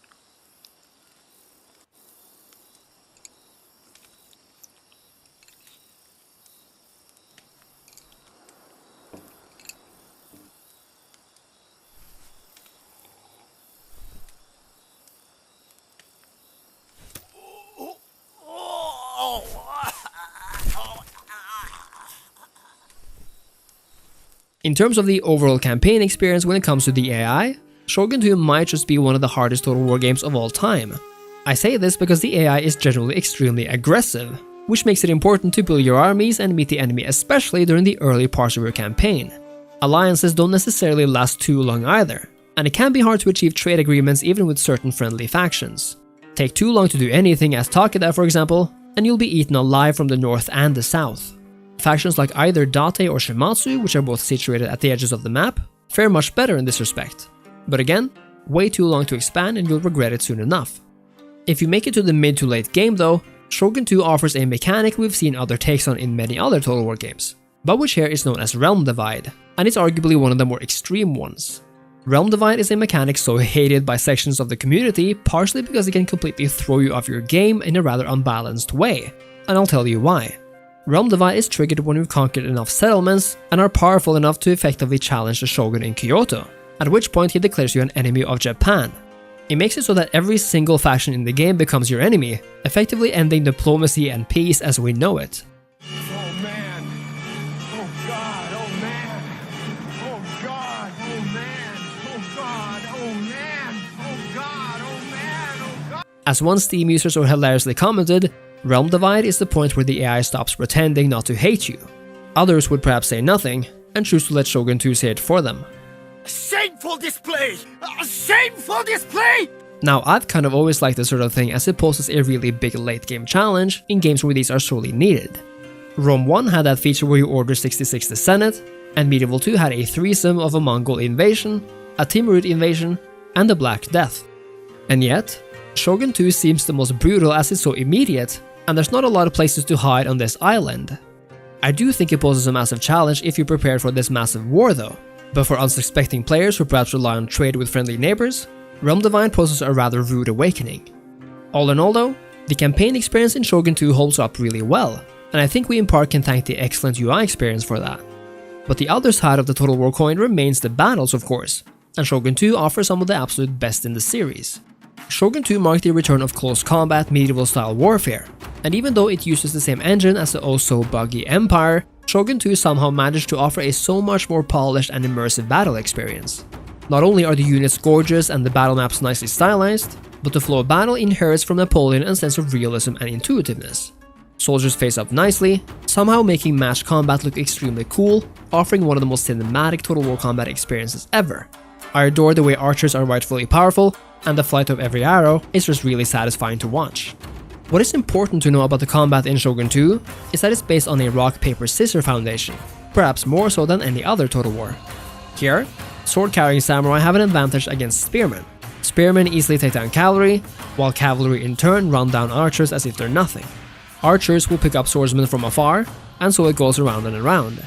It's very important to be aware of these facts and turn them to your advantage.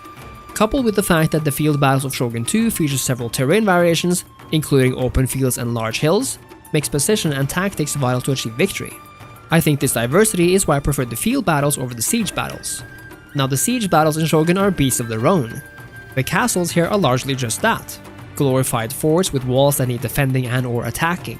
The larger the castles, the more there is to attack, and with the largest of them all, I personally think less is more in Shogun 2.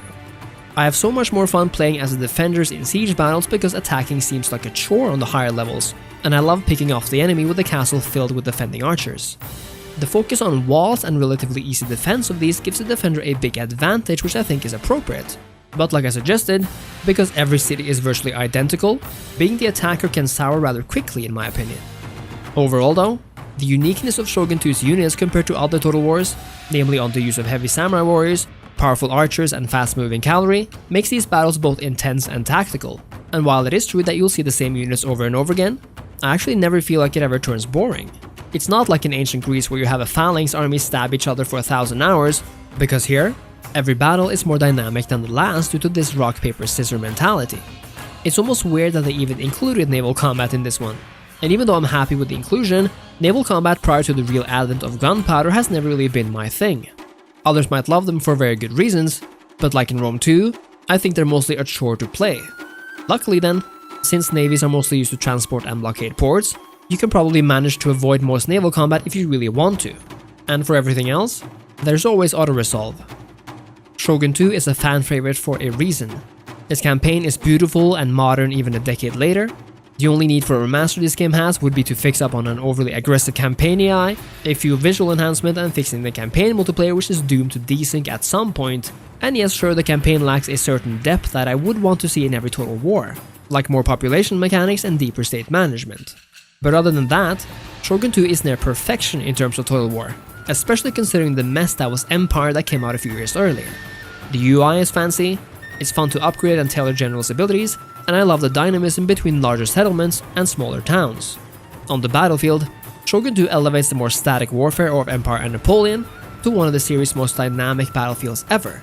It's just a beautiful sight to see samurai armies clash followed by archer volleys and cavalry charges, and even though I wish generals survived a tad longer, the overall experience is absolutely superb. Shogun 2 was a fantastic game in 2011, and due to its modern systems and solid campaign and battle foundations, it remains a gem in 2022. I highly recommend playing Shogun 2 if you miss old Japan or have yet to visit, and playing this game really makes me wish for an even more detailed Shogun 3 at some point. It's becoming something of a staple for historical Total War games to receive massive standalone expansion packs, or at the very least a follow-up game which is connected to its proverbial mother. Medieval 2 had Kingdoms, Empire had Napoleon, and Rome 2 had Attila, all games which build or continues the eras in some way or another of the ones preceding them. All of these were, in my opinion, excellent follow-ups, and especially Attila is perhaps my favorite Total War of all time. But there is one standalone expansion which is so legendary, so universally acclaimed, that I'm almost afraid we won't be seeing another like it for some time. And that game is the Fall of the Samurai expansion for Total War Shogun 2. And in this video, we'll take a look at exactly why Fall of the Samurai is so amazing. As always, if you enjoyed the video, I hope you leave a like, a comment, and subscribe to the channel. And now, on to a rapidly modernizing Japan. Where Shogun 2 takes place during feudal Japan in the golden age of the samurai swordsman, bowman, and of course the Yaru Yashigaru, Fall of the Samurai skips ahead a few hundred years to the age of new imperialism in the latter half of the 19th century. Not only has the landscape been changed from the fairy tale-like environments to something much more realistic, the political landscape has changed as well. Gone are the clans of old, now replaced by larger and more powerful clans and factions. Perhaps most importantly, Western influence is now a big part of the game, where you can interact with the United States, Britain, or France through trade and military ventures. It's an age where the skills and cultures of old are being pushed aside in favor of steel and gunpowder, and massive professional armies in more and more centralized states. It is an age overseeing the fall of the samurai and the rise of the lion infantry, and we'll return to this battlefield later on. Japan is a fragmented land in 1864. The Japanese clans are divided into two factions, each vying for supremacy. One alliance supports the continued domination of the shogun and the old ways, while the other fights for the supremacy of the emperor. No faction starts as hegemon here. Instead, most are made up of around 2 or 3 provinces, and might include some alliances which may further your quest for domination. In this tumultuous era, my favorite faction is Sumatsu, because they start at the very western edge of the map, on its own relatively small island no less. I also just love their dark blue color. It's also a faction focusing on lion infantry and modernized armies, and well, it kinda looks like the one from The Last Samurai. Fall of the Samurai borrows most of its gameplay aspects from Shogun 2, and it's all the better for it. The user interface is beautiful and minimalistic, focused only on the right side of the screen rather than all over. It makes for a better picture overall, as you have so much space for the rest of the world. As the seasons change, so do their effects, and you'll have to take into account things like attrition and food production for when you want to make military moves. This philosophy is extended to the city buildings as well. Cities look realistic, not too massive like in Rome 2, but not as small and cartoonish as in Empire. You have all the information you need at a glance as well. You can see how much money you make, whether your city's wealth is growing or declining, and your city's happiness level. Going deeper, everything from unit cards to city images are so time appropriate and well drawn that it puts the later game's abstract UI designs to shame, and I firmly remain a supporter of having building cards actually look like the building they're portraying, and not some abstract concept like a cow or a gun or an anchor or something. All the financial info you'll more or less ever need is easily found in the city's menus, and I love that you can see the expected growth or decline of each individual city, and that you can change the tax level on a per city basis, which, you know, makes sense. We of course have a diplomacy menu where you see who you're trading with and who's at war and whatnot, and as a series first in Shogun 2, which followed into this expansion, we got an in-depth faction panel where you get an overview of your family and your important generals. Here you can give your commanders important offices which unlock the further you get in the game. Think of it as an early version of the Attila offices or the office system in Three Kingdoms. As stated, each faction is aligned either with the emperor or the shogun, and this alliance impacts your relations with other factions. Ergo, you'll be diplomatically closer to factions with the same goal, and vice versa. You are in essence conquering your enemies for your emperor here, and the more you manage to conquer, the more the emperor will recognize you. You can in the end become the leader of your alliance, and if you are with the emperor, you eventually get a choice to continue fighting for said emperor, or take up the mantle of your own faction and decide to sail your own Japanese sea, so to speak, destroying your relationship with every other faction in the game. It's a sort of different take on the realm divide mechanic from Shogun 2, although rather similar. It is awesome that if you decide to continue to fight and become the Emperor's champion though, your faction banner changes to that of the Emperor. This is a wonderful immersive move and I highly appreciate that. What's really awesome and unique to Fall of the Samurai is the fact that your ships are actually useful on the campaign map. By placing them close to ports or cities or armies, you can rain fire down upon them, hopefully taking some cannons or infantry out in the process. And I suppose this brings us to the battlefield, as most actions will in this game. I'll say it right now, the battlefields in Fall of the Samurai are gorgeous. The fields are massive, filled with open areas and defensible positions. But what really makes the battles in Fall of the Samurai is this fusion between old and new, between the traditional and modern. Because not only do we get the epic line infantry era warfare with powerful cannons, massive volley exchanges which light up the field, and even a cannon type which no other historical Total War game has, the Gatling gun, which just decimates anyone who dares approach it. But we also get a taste of the old, of the way of the samurai through katana wearing warriors who will shred through gun carrying noobs, or highly skilled samurai bowmen with high damage arrows shot over a surprisingly long range and who can shoot over hills, so as to not require a straight line of sight like the infantry does. Or what about the samurai cavalry? The options are many, and by combining fire and smoke with sword and arrows, the battlefields of Fall of the Samurai are absolutely stunning. For a historical Total War title, we are given a diversity of troops and fighting styles rarely seen up until the Warhammer games. Only here we get the added sense of realism. Every cannonball and every shot matters, and if you use your cavalry effectively, it's quite possible to turn the tide of battle and roll up a carpet of would-be killers, turning them into a routing mass for you to cut down. Remember those fleets of yours on the battle map that can shoot at towns and cities? Well, if they're in precision, they can also be utilized in the battles for some truly epic scenes, allowing you to bombard the enemy with some massive firepower no lone cannon can muster. You'll have to plan your shots in advance and wait a handful of seconds before you actually see their effect on the battlefield though, so remember to plan your barrages accordingly. And speaking of things that transfers from the campaign map, the units belonging to Western nations will also be possible to recruit as soldiers. So either an elite unit of French, English, or American unit of line infantry will be recruitable.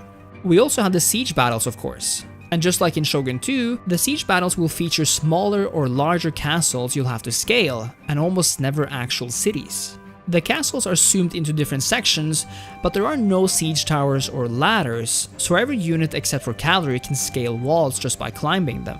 What makes sieges difficult though is that they're perfectly made for defending. Your archers and gunmen have excellent firing positions, and your towers are also raining arrows down on the enemy.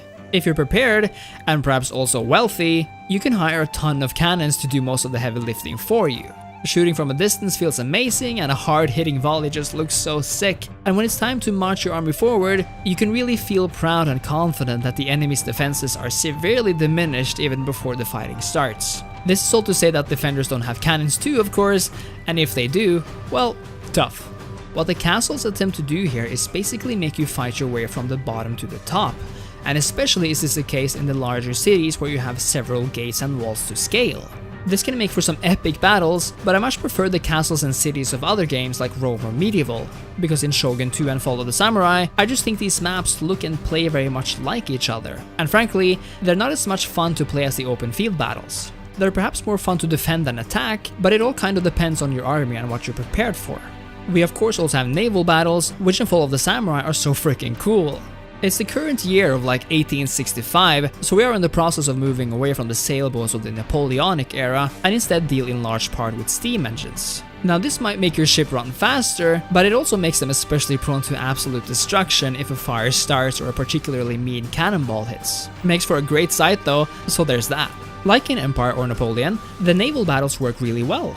You have two sides to shoot from, and you maneuver your ships so as to best hunt down and bombard the enemy ships. Just like with the battlefield, your chosen western nation will net you a cool ship as well, like the Ironclad, which has an immense amount of armor and firepower compared to its more traditional counterparts. Both the sounds and the sights are impressive, and naval battles in Fall of the Samurai really do make the case for the return of a grand seaborne warfare in Total War. So, should you play or even perhaps buy Fall of the Samurai, especially this long after release? Well, yes, absolutely you should. Fall of the Samurai still offers a deep and intense campaign which really demands everything of you from the beginning, and you'll have to manage your thirst for conquest with the capabilities of other factions to send armies and navies your way. On the battlefield, few historical Total War games are as dynamic as this one, where we get an awesome mix of firepower and samurai power, making for some truly grand and intense stuff.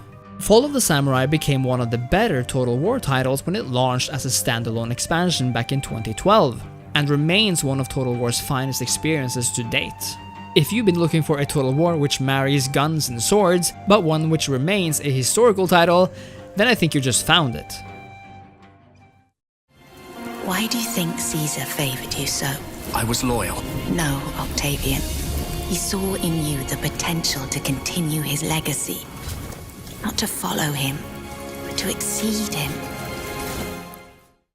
If you could think of one piece of Total War media you thought was perhaps just a little bit overhyped at launch, there really is one possible option, isn't there? And I think the answer would have to be none other than Total War Rome 2, the long-awaited sequel to Rome. Now, if you don't know, the original Rome is perhaps the most beloved Total War of all time alongside Medieval 2. Which made Rome 2 even more of a big deal. It not only stood on the shoulders of massive nostalgia, but it also had perhaps the most hype marketing campaign ever. We were shown some absolutely mental trailers and showcases, and the promise of a massive new campaign map and mechanics were to provide the deepest and largest Total War experience ever. So what became of Rome 2? And how is the game now, after all this time? Is it worth playing? Or maybe pick back up if you've been away for a while? Well, that's what we'll find out together. And if that sounds interesting, I hope you leave a like and consider subscribing to the channel. Varus. Oh! Quintus Varus, give me back my legions! Rome 2 launched back in September 2013.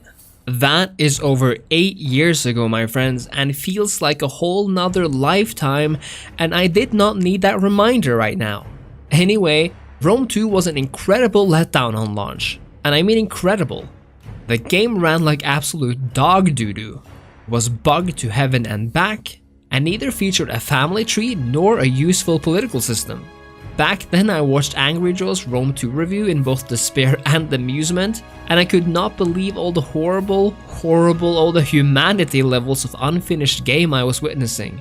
But that was 2013 of course, and in 2021, things are a lot better, thank God. You might not have believed it in 2013, but Rome 2 is actually the most popular historical Total War title by far, with an average daily player base of around 5,000 people, and with an all-time concurrent player peak of 118,240 players. That's not counting 3K's peak of 191,816 player peak, by the way. That is impressive, and I think it shows two things. The first is that the Roman period is extremely popular, especially among historically minded people. It's a diverse time period with many different cultures and empires, and it's a period favored by strategy game developers and their players. Second, I think Rome 2 has remained popular because Creative Assembly managed to turn the game around. They fixed the worst flaws, patched up most of the bugs, and even added new features, campaigns, and updates years after release. Even now it remains a gorgeous game with a grand campaign map and possibilities of truly epic battles. And you can make it all look even better with the use of some mods. And if that interests you, then I'd advise you to check out my video on how to make Rome 2 look next gen. I'll leave the link in the description. But what is Rome 2, and how does it differ from other Total War games? Let's begin with a campaign, where you'll do all your actual conquering and empire managing. At first glance, Rome 2 shows us a campaign map that has been completely altered since the games prior. Instead of having single cities or resource towns scattered about, Rome 2 was the first game that launched the idea of a province system. If you look closely, well, not that closely perhaps, you'll see that Rome 2 cities are linked together in provinces. Each province is generally made up of at least 2 cities, and there's always one city bigger than the rest. This is known as a province capital, and it's essentially the most important city in a region. This is your center of politics, trade and commerce, and perhaps even war. The other cities tend to be ones best suited for farming, mining, or other resources, and depending on their value, you'll have to decide which to defend or leave open to attack. Now I think the system is decent. It ensures that the map is populated with towns and cities, and even forces the player to prioritize what to build where. What I think is less nice is that we're not allowed to raise walls anywhere we want. Only province capitals have walls, and for the devs to hardcode this is a mistake in my opinion. It makes it so that town battles always feel more or less the same, and leads to unfortunate circumstances like some major historical cities like Syracuse or Jerusalem remaining without walls, something they definitely had. I also regret the fact that we cannot build our own roads, which was such a staple of the Roman Empire that is frankly a shame. I really hate that CA decided to move away from road building with Rome 2, a feature I desperately hope will return. Looking at the game's buildings, I think it's fair to talk about the UI as well. The building icons for Rome 2 were never my favorite. I understand what they wanted to do with it though, which was to create icons reminiscent of old Roman art and symbols, or at least icons that give off that vibe. But in my opinion, icons like these are too abstract to create a sense of immersion. In this sense, I much prefer what CA did with Rome 1 and Medieval, or even Attila, where the buildings all look like what they are actually representing. This is a complaint I have with the Warhammer games or even the Saga titles, and it's an aspect CA seems to really want to continue with, to my personal terrible dismay. Luckily, there's more to Rome 2 than just building stuff though. Underneath the hood lies an entire empire manager with a political system and a family tree. Here you'll be able to see how your family has changed with the times, and each of your characters, be they male or female, have abilities they can use to further your goals. You can, for example, adopt other politicians into your family tree, have others assassinated, or go on diplomatic missions to foreign states to curry their favor. This last point was added long after release actually, and even though it's not as reliable as I would have wished, it's a really interesting and fun feature. It really makes characters so much more important, and I wish CA would focus more on diplomatic micromanaging features like this. And all of this ties into Rome 2's political system. There are several political factions present in every nation, and your family is always a part of one of them. The other factions will have inherent and alterable modifiers based on certain features tied to their political party and people in them, and they all work towards either getting you out of office or keeping you in it. Factors vary from liking you because you align with their trade policies, or because you both hate and or dislike barbarians or Greeks, for example, and even though it's a cool system, I think it could have been made even deeper and more interesting with a few more touch-ups and features here and there. This political system is ultimately here to give the player another challenge to be mindful of other than enemy empires. You see, if certain parties don't like you, family members aligned with these parties might decide to declare open civil war against you. The severity of such a war varies depending on how much you use and prop up generals belonging to these families however, but can be a real ballbuster later in the game. Remember, Total War is not a series where a ticking war score will give you all your cities back once you've won enough battles. So if a civil war breaks out and you lose a third or half of your empire, yeah, you better be ready to wage a long war of attrition to get it back. Again, I love the concept of the civil war and the political system, and I'm happy that it's there. I do wish there was more here though. More to do, more interesting events, more awesome decisions to make with bigger rewards and penalties.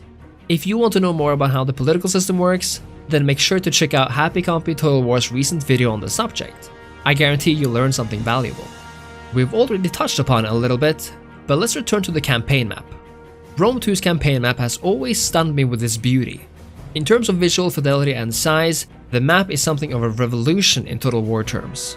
It's colorful, diverse, and feels equally vast whether you're finding yourself in the forests of Gaul or the deserts of Egypt. If I had to make one complaint, it would be that I wish the cities worked better with the terrain. What I mean by this is that the city models in Rome are so enormous that it feels like they're taking up way too much space. Space which could have allowed for even more cities, or smaller towns that could clutter the map or something. I would have really loved a more granular approach to the game, which I believe would have added a lot more depth and strategy. Because what stops me from enjoying a campaign is the fact that after I've conquered a major city like Carthage, for example, it really feels like I've already done most of what I set out to do. Carthage is so vast and mysterious when you're a tiny Roman republic in Italy, but once Carthage is occupied, there's not much to do there. Okay, awesome, Carthage is conquered, but there are no unique events popping up, no small towns to secure or resource locations to capture. I wish that Rome 2 had made better use of city sprawl, and by that I kinda wish that the game had combined the current province system with the old system from Empire and Napoleon, where smaller townships cluttered the map. It made the world feel a lot more alive with important interest points being found everywhere, and I think it could have done a lot to make the map feel more alive and vibrant. It is also kind of lame that we can't change our capital manually anymore. Then there's diplomacy, and I think I speak for most people when I say it's bottom tier. As in, maybe the worst diplomacy in any Total War game. A flapping tongue that speaks without wisdom is not welcome. Be like a spear and have a point. Ha ha! And I say this because, well, the AI is really weird sometimes. Especially in the beginning of the game, trade rights are extremely hard to come by. Often, factions you're decimating in wars will not submit to vassalization or other peace treaties, but perhaps what's worse is the fact that diplomacy as a concept only goes shallow deep. What I strongly dislike is that it feels like alliances or client relationships are so much weaker and unreliable than they should be. Even when you vassalize the nation, they can still just declare themselves independent if they refuse to join a war with another faction. Instead, the system should be that the faction can only decide to go to war with their overlord, but only after a certain number of turns after a peace treaty expires or something. The diplomacy system and interfactional relationships are all too volatile and unpredictable for them to ever be worth all that much, and in the end, it's a shame that the only true reliable choice is to conquer everything yourself rather than create a true Roman system of clients and alliances that they began with in real life. One should be able to integrate these clients into the wider empire too, if one so wishes. But sadly, this is not possible in Rome 2. Certain factions are able to merge into confederations, however, but that's not really the same thing. And this brings us to the factions. Rome 2 offers a whole load of factions, many from various cultures and locations in the world. Rome is an obvious choice, but you can also play as the Greek successor states, European barbarians in Gaul, Germania, or Britannia, factions in Spain, or nations far to the east in Persia. The faction diversity is astounding, and even though we don't really have many unique faction mechanics like we do in Troy, for example, the faction design, geographical locations, and most importantly, the units really makes them feel distinctive and fun to alternate between. I would have wanted more distinguishable music though, as well as, again, more unique events, mechanics, and things of that nature. That was a Rome 2 campaign experience, but what about the battles? That's kinda why you're here after all, isn't it? Well, contrary to the campaign, Total War battles have largely stayed the same throughout the series' history. At launch though, Rome 2 set out to change that. Not only did the game add amphibious landings, meaning that you could send your troops in ships and invade cities from the sea, which was and remains awesome, but, and this here's a big one, Rome 2 actually introduced capture points even for field battles, which was perhaps the single biggest mess up of the entire game and or franchise. The AI could not handle it one bit. It made for a very arcadey game mechanic, and it turned regular field battles into broken fights. The feature was luckily removed after some time though, but boy, that was a nightmare we've all kind of forgotten about, huh? The game didn't even have a guard mode button before like years after. Anyway, skip forward to 2021 and Rome 2 battles are honestly really good. Your mileage will vary depending on the playstyle of course, but even then there's a lot in Rome 2 that will probably tickle your fancy. Here you'll find slingers and javelin throwers aplenty, your typical Roman hastati and triarii, and of course the legendary armies later on in the game. The Greeks offer their hoplites and cataphracts, and some even roll with chariots. A ton of other factions have their own units to send out, all with their own strengths and weaknesses whether you're in Northern Europe or North Africa. What I love about Rome 2, and what I wish it did more of, is that sense of early discovery and mystery. It's the ancient era after all, and it will likely take you a while before you meet these empires far away. But once you do, you'll encounter vastly different army compositions, and you'll have to learn how to tackle them as you go. Carthage might be fairly ordinary, but all of a sudden come the elephants. The Greeks will show you their pointy spears, the likes of which you've never seen, and further north and east, highly mobile cavalry and archer armies await you. The unit diversity is perhaps Rome 2's greatest accomplishment, and after all these years, I think the battles work really well too. They don't really last too short or too long either, and I don't feel like they'll bog down unless you're playing on higher difficulties. If there's one thing I feel is lacking in Rome 2 battles, it's a soundtrack that really elevates the experience. Rome 1 had some of the most memorable music in the series, while I can barely remember one track from Rome 2. That's a big shame, especially when the campaign music is so much better than the battle soundtrack. Further, I wish more emphasis was put into sieges. Making it more difficult to siege walled cities is always a plus in my book, and I wish the game would just do away with tortures altogether. Perhaps adding events to sieges could be a cool thing to add as well, adding palisades for smaller cities, and features that would make the mechanic more fun to engage in. And that was a Rome 2 main game. Honestly, right now, Rome 2 is a really good game. It's improved and fixed most of the bad stuff over the years, and added features the community was howling out for, like the family tree system. But the game has also received a massive amount of DLC and several expansion packs, some of which are really good. The Caesar in Gaul expansion lets you play as Caesar as he walks around in Gaul, not knowing where he is until he stumbles upon a sign that says Gaul. The Hannibal at the Gates expansion, which is perhaps my favorite, expands the southern European map to a massive, small-scale version of the Grand Campaign map and pits Rome and its allies against Carthage and its allies. We have the Augustus expansion, the Wrath of Sparta DLC, the Rise of the Republic campaign, which lets us lead Rome in its infancy, and my second favorite expansion campaign, Empire Divided, which moves us all the way to the crisis of the 3rd century and forces us to lead Rome as Aurelian against the pretender empires. There's also a whole bunch of mods out there ranging from complete overhauls to unit mods, many more that I can mention here. In other words, if you're willing to pay for it, especially on sale for cheap, there is a ton of content here, likely making Rome 2 the biggest historical Total War experience out there. It definitely lacks depth in certain areas. Depth its successor, Attila, did a lot better, but despite its faults, Rome 2 is leagues better than it was at launch, and has honestly become a really strong Total War game in its very own right.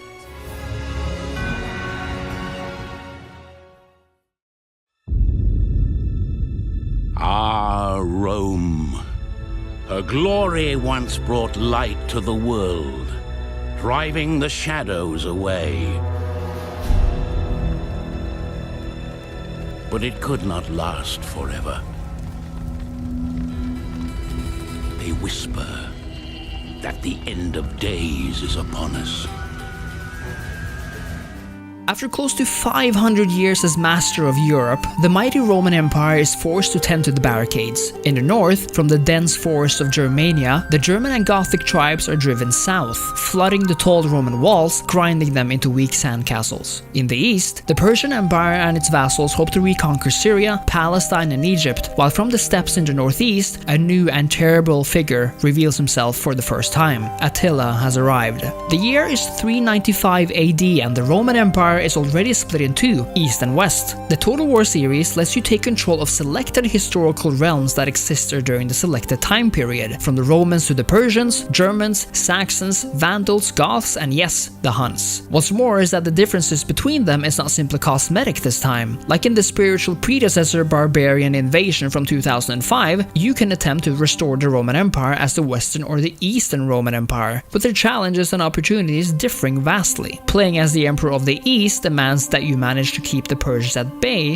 while keeping trade with the West alive, while at the same time quickly getting ready to wage war and defend against incoming barbarians from the northwest. Public order will also be an issue, forcing you to prioritize your armies or building happiness-producing buildings in your cities. Sounds hard? Then get a load of this. Controlling the Western Roman Empire will demand everything of you. Sure, the first turn might seem like a fairly decent time for the Westerners. Your empire is massive, and for the time being, your income is sufficient. But underneath this beautifully crafted world lies a spiral of death and despair. For your armies are spread thin, your empire torn apart by the struggle between Western Christianity and Roman paganism, and while at the same time the peoples of Iberia are preparing to revolt against you and African tribes are moving north towards your cities, Frankish and German armies will lay siege to your northern border and lay them bare. Britannia is soon lost when a disloyal general takes Londinium with him, and it is not long until Ostrogoths flood Illyria and make it impossible to defend. The Western Roman experience might seem like a trash can fire, but it offers perhaps the most engaging campaign ever, forcing you to always be on your toes and be painfully aware of which provinces you can afford to lose and which you have to maintain and defend. Although challenging, the Roman and Persian experience both offer a relatively traditional total war experience, i.e. building your cities, armies, defending and attacking. Attila offers another and new experience as well, letting you play as so-called horde nations,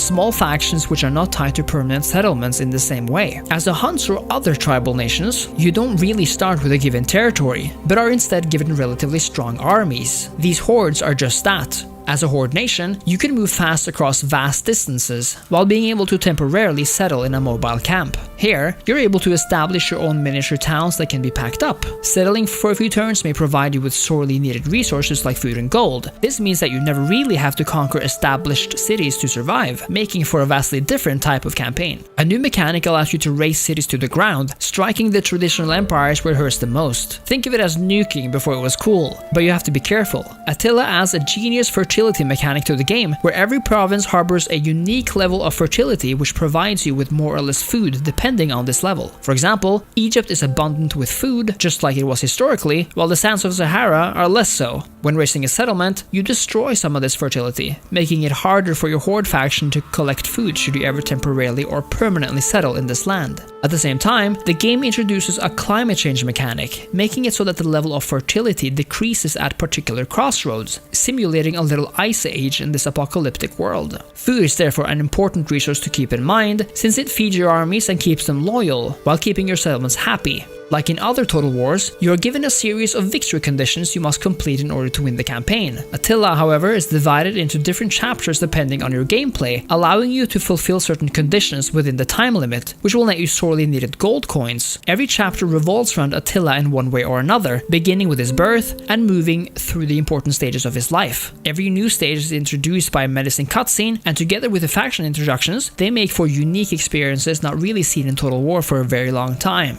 What you'll quickly come to realize is that Total War Attila offers an insane amount of factions. Not only are there a ton of nations to choose from right from the get-go, but there are many non-playable emerging factions you most likely will encounter throughout your game time. Many of these are potential Roman successor states like Italia and Gaul, which will form if you ever lose certain regions to rebellions. This adds a whole nother dimension to the game, as Romans will have to fight Romans, and barbarians will face a divided Roman Empire, which might even add more challenges because certain minor Roman factions may even be stronger in specific locations than the main one. However, Attila also allows you to use diplomacy much more effectively than in Rome 2. Since many of the new Roman factions are one province minors, taking their city will effectively allow you the choice of either retaking it fully or make it your puppet, creating a de facto buffer zone between your core empire and the invading tribes, lending you armies you don't really need to pay for. This makes diplomatic strategy a crucial aspect of Total War Attila, especially if you want to maintain a large empire.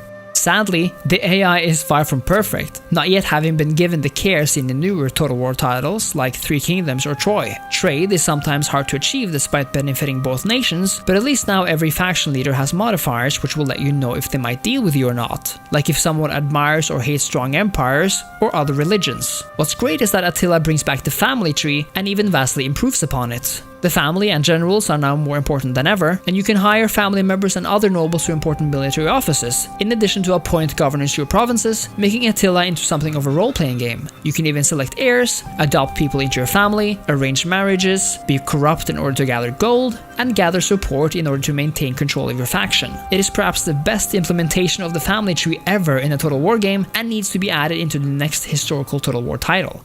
But Total War is not all about diplomacy and strategic warfare. Like the name suggests, it's also about bloody real-time battles and glorious tactics. It's on the battlefield where most wars are won, after all, and a good general takes advantage of both their soldiers and the terrain to turn the tides of battle. A heroic victory can often mean the difference between greatness and destruction, even though the game rarely recognizes your victories as heroic. The uniqueness of Total War is that you control your armies directly on the battlefield, controlling hundreds and thousands of individual units rather than groups of 5 or 10. It's a truly great experience Attila brings, with units behaving better than in Rome 2, and the battles both look and feel grittier. Archers are deadly, and so are cavalry, forcing you to really understand which units to use where at all times. The units are also beautifully crafted, and you'll definitely be able to tell the difference between a Roman, a barbarian, and a Persian army. The battles you'll be fighting will depend on the faction you're playing as, so expect a ton of initial defensive battles as the Roman factions, and many more offensive battles as any other faction.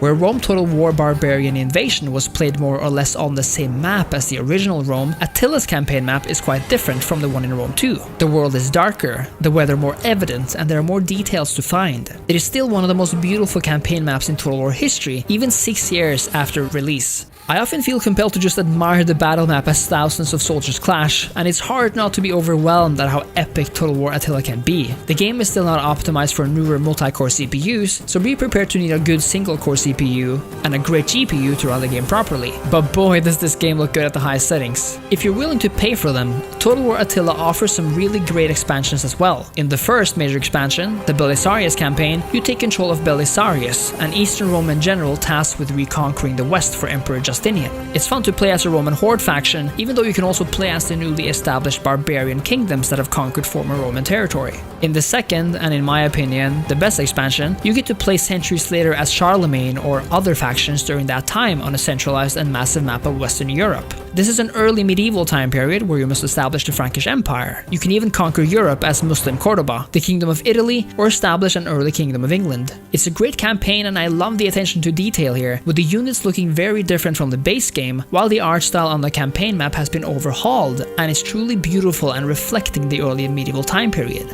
Total War Attila is still an amazing game in 2021, and I highly recommend playing it if you are an old or new Total War fan. It's got great variety and tons of replay value, while offering many different campaigns and ways of playing those campaigns. It's beautiful, gritty, detailed, and vast, and with a new family tree, governor system, and a simply wonderful UI which in no way clutters the screen but still manages to provide detailed information, Attila is perhaps the best Total War made in recent history. If the time period of late antiquity bores you, you might want to hear what mods are available. Total War Attila might just offer some of the most exciting mods since Medieval 2, and I'll be listing some of them here. First of all, and perhaps most impressive and exciting for the traditional historical Total War players, is the Medieval Kingdoms 1212 AD mod for the Attila main game. This mod changes the time period to 1212, a late medieval campaign where you can play as any faction from Norway to France to Egypt and Byzantium and attempt to reclaim the empire's former glory as a sort of spiritual successor to the Eastern Roman Empire in the Attila main campaign. Here, the modders are creating a fully functional Holy Roman Empire and a crusade and jihad system the player can take advantage of. The units are beautifully made, and the faction mechanics like technology trees and buildings are fleshed out quite often. It is a massive mod which allows you to change the music of the game with an add-on mod, a modification which you can even use independently of the main mod. This way, you can hear that amazing Medieval 2 battle music while playing Attila, and by the lord if it isn't amazing.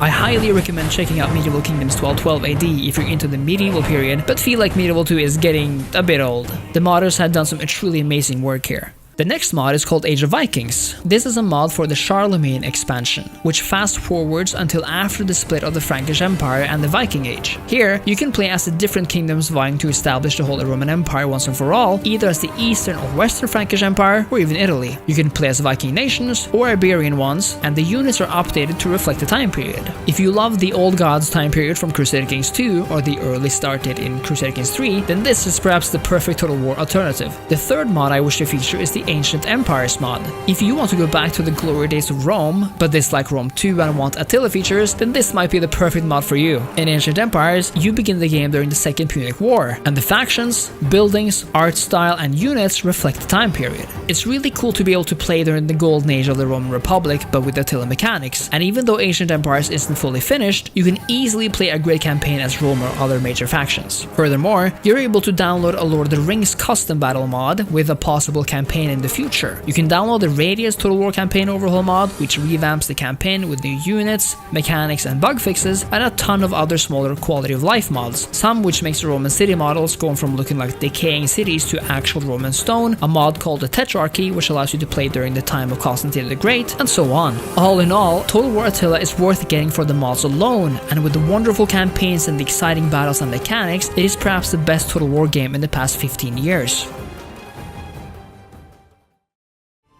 Total War Saga Thrones of Britannia released at a strange time.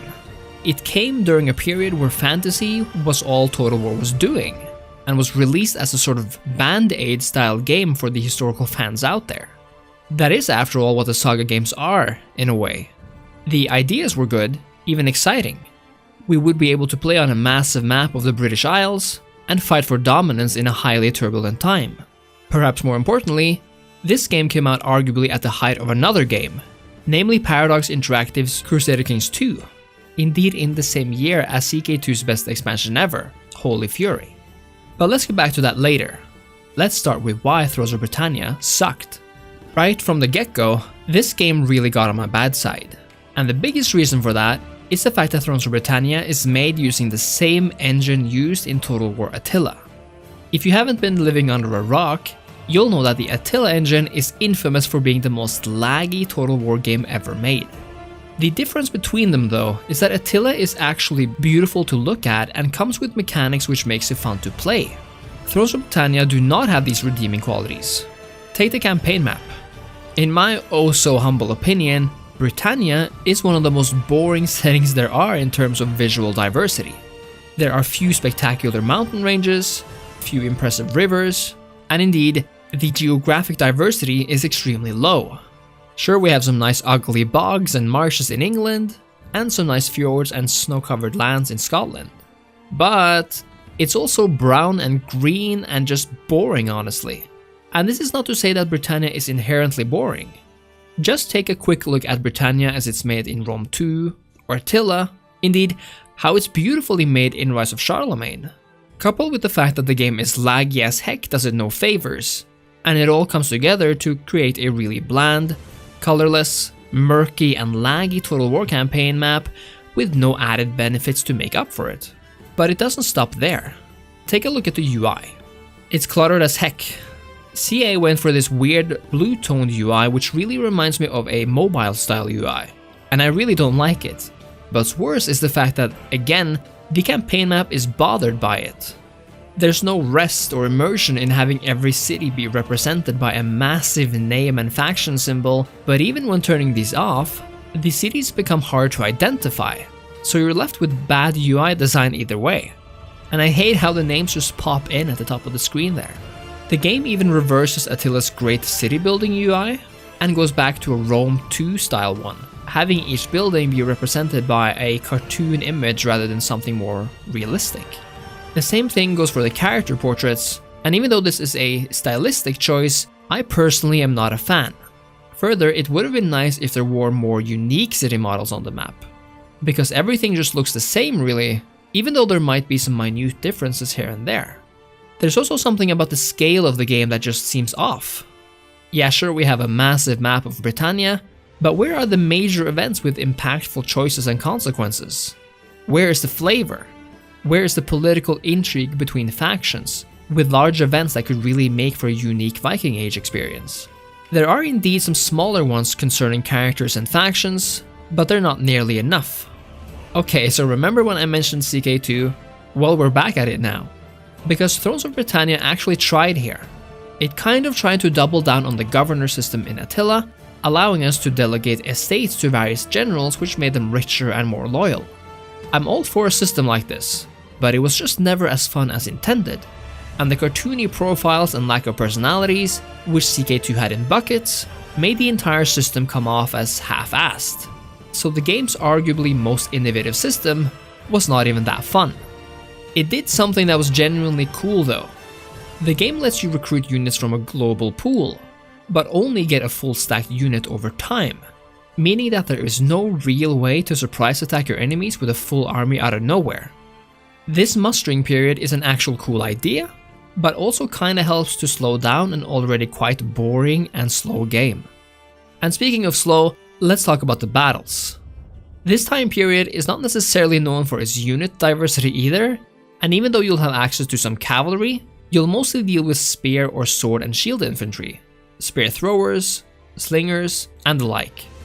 These types of units are by no means inherently bad, but when this is all there is, and we neither have spectacular new graphics, performance, or battle map changes to spice things up, it really does get old and boring fast unless you're some massive fan of this combat style in particular. It all just looks and feels like a subset of the barbarian factions in Attila, but again, now with less diversity and other cool features. It's true that the siege battle maps are somewhat overhauled, with a few more wall options and such, but it does very little to fix the overall impression that this is just an Attila reskin with less diversity. I'm in no way hiding that I did not like Thrones of Britannia, and the reasons I've stated are indeed the reasons I believe helped seal the game's fate as a failure. At the time of writing, the game only had 145 concurrent players, less than half of what the original Rome Total War had at the same time. I am personally never inherently against any new Total War game. I go in with interest and judge based on what is there. But what was there in Thrones was just awful. And based on player feedback, Steam player counts, and even overall Steam reviews, which for some reason has seen an uptick in the past months because of God knows what, but yeah, maybe it's the shield wall mod which adds an actual population mechanic, most people agree with me. This game was ruined by atrocious performance, no new visual enhancements, unfun campaign mechanics, and a lack of diversity both on the campaign map and the battle map. And that, my friends, is why Thrones of Britannia failed. I think it's a shame with this game, honestly, because it really was sabotaged by the fact that CA chose to use the worst engine they've ever made, coupled with one of the worst UIs they've ever made. This game has none of the charm or color that the Kingdoms Britannia campaign had, and that was indeed a return to something great I would have liked to see. In the last few years, the Total War series has become known for its massive fantasy titles, most notably the Warhammer games. Since 2016, this fantasy DNA has crept into the series' other games, the largest of these being Total War 3 Kingdoms. This game, set in ancient China, has experienced massive success in the past years, and many were notably upset when development on the game stopped after about 2 years of expansions and an announcement of a spiritual sequel coming sometime in the future. I've never been much of a fan of Chinese history, and 3 Kingdoms never really excited me all that much. I played it at launch and liked it, only to stop a few weeks later. Seeing as this game is still experiencing success though, I thought it was time to return to China, giving you an up-to-date review of the game and taking a look at what makes 3 Kingdoms stand apart in an easy to understand and to the point way. And now, Total War 3 Kingdoms. We begin with the campaign, and I want to begin with the obvious, and the aspects which really hit the eyes first, because they've meant so much for my enjoyment, or lack thereof, in this game. 3 Kingdoms, as a first in the Total War series, is exclusively set in ancient China, far away from the familiar lands of Europe and its neighborhood. It's a massive change in several ways, most eye-catchingly so in terms of geography. Total War 3 Kingdoms makes use of a noticeably well-updated engine this time, which means night and day in terms of visuals and performance when compared to the likes of Attila and Warhammer 2. Its impact is perhaps felt the most on the grand campaign map, and I really do mean grand. China is enormous in terms of landmass and scale in this game, really showcasing how far Total War has come in its quest for a representation of geography as it is in real life. The new engine sports a stylistic change here, turning away from the more realistic look of the European games to a more culturally distinct look. We see this move everywhere, from the way mountains are represented, now being tall and rounded as if in a painting, to the forests and rivers stretching across the land, and including the cities, feeling a bit less tangible now, almost as if they're placed by a stroke of the brush. Aesthetically, China has been made as beautiful and distinct as can be then, neither looking like its European counterparts, nor what we have seen in the more recent, more realistic, yet somehow uniquely stylistic Troy map. There's very little negative to say about the art direction itself here, and I commend the artists for their wonderful work. However, when it comes to playability and how the visuals factor in here, the picture changes somewhat. I'm only speaking for myself here, so your background might differ from mine. That being said, I'm no Chinese geography expert, and even though it might be on my end then, I generally do not believe that the Chinese geography lends itself well to Total War games and perhaps strategy games on this scale in general, and I'll explain why. Take the Mediterranean, the theater of the majority of Total War games. I am of the mind that there is no more beautiful and appropriate place to be when building an empire. You see, here, at the intersection between East and West, we have such clearly defined geographical landmasses. Each landmass is so clearly outlined, whether we're talking about Iberia, Italy, Greece, or Turkey, all uniquely shaped and partially surrounded by water. We have the beautiful curves of North Africa and the Levant, and whether we're talking about Arabia or Britain, no area is either too large nor similar to other places on the map. Back to China then, and the situation is turned on its head. China is essentially one giant piece of land, with no large bodies of water to separate one kingdom from another and make it that much easier to know where you are, defend your flanks, or plan where to go next. And this is where the visuals come in. As beautiful as they are, I actually have a rather hard time of getting my bearings, since around 90% of China consists of large open fields, separated only by small rivers or copy-pasted lonely mountain chains. There's just something about the art style that makes me feel like what I'm seeing isn't really there, especially when it comes to the cities, which all look more or less similar, and have no unique buildings appear as you build them, at least to my knowledge. This might sound nitpicky to many, and that's completely understandable, but to me, this sense that there are no beautiful islands or peninsulas to look at, or even to break up the landmasses, and further that you're virtually always surrounded by factions exactly because of China's geographic layout, is partially the reason why I just don't have as much fun here. Everything is actually made worse in my opinion when we factor in the UI. I'll just say it, Total War 3 Kingdoms has the absolute worst UI in the history of Total War games. It's just plain painful to look at, and has been a big factor in me not playing the game more. That's not to say it's ugly, in fact, it's quite the opposite. I think the artwork is absolutely gorgeous, be it for faction events, building chains, or the research tree. But again, the style just completely hampers the utility and gameplay value for me. I think it first and foremost comes down to style over utility. The UI is essentially black and white, extremely contrasted, and makes it at times physically hard to read what's going on when events pop up time and time again.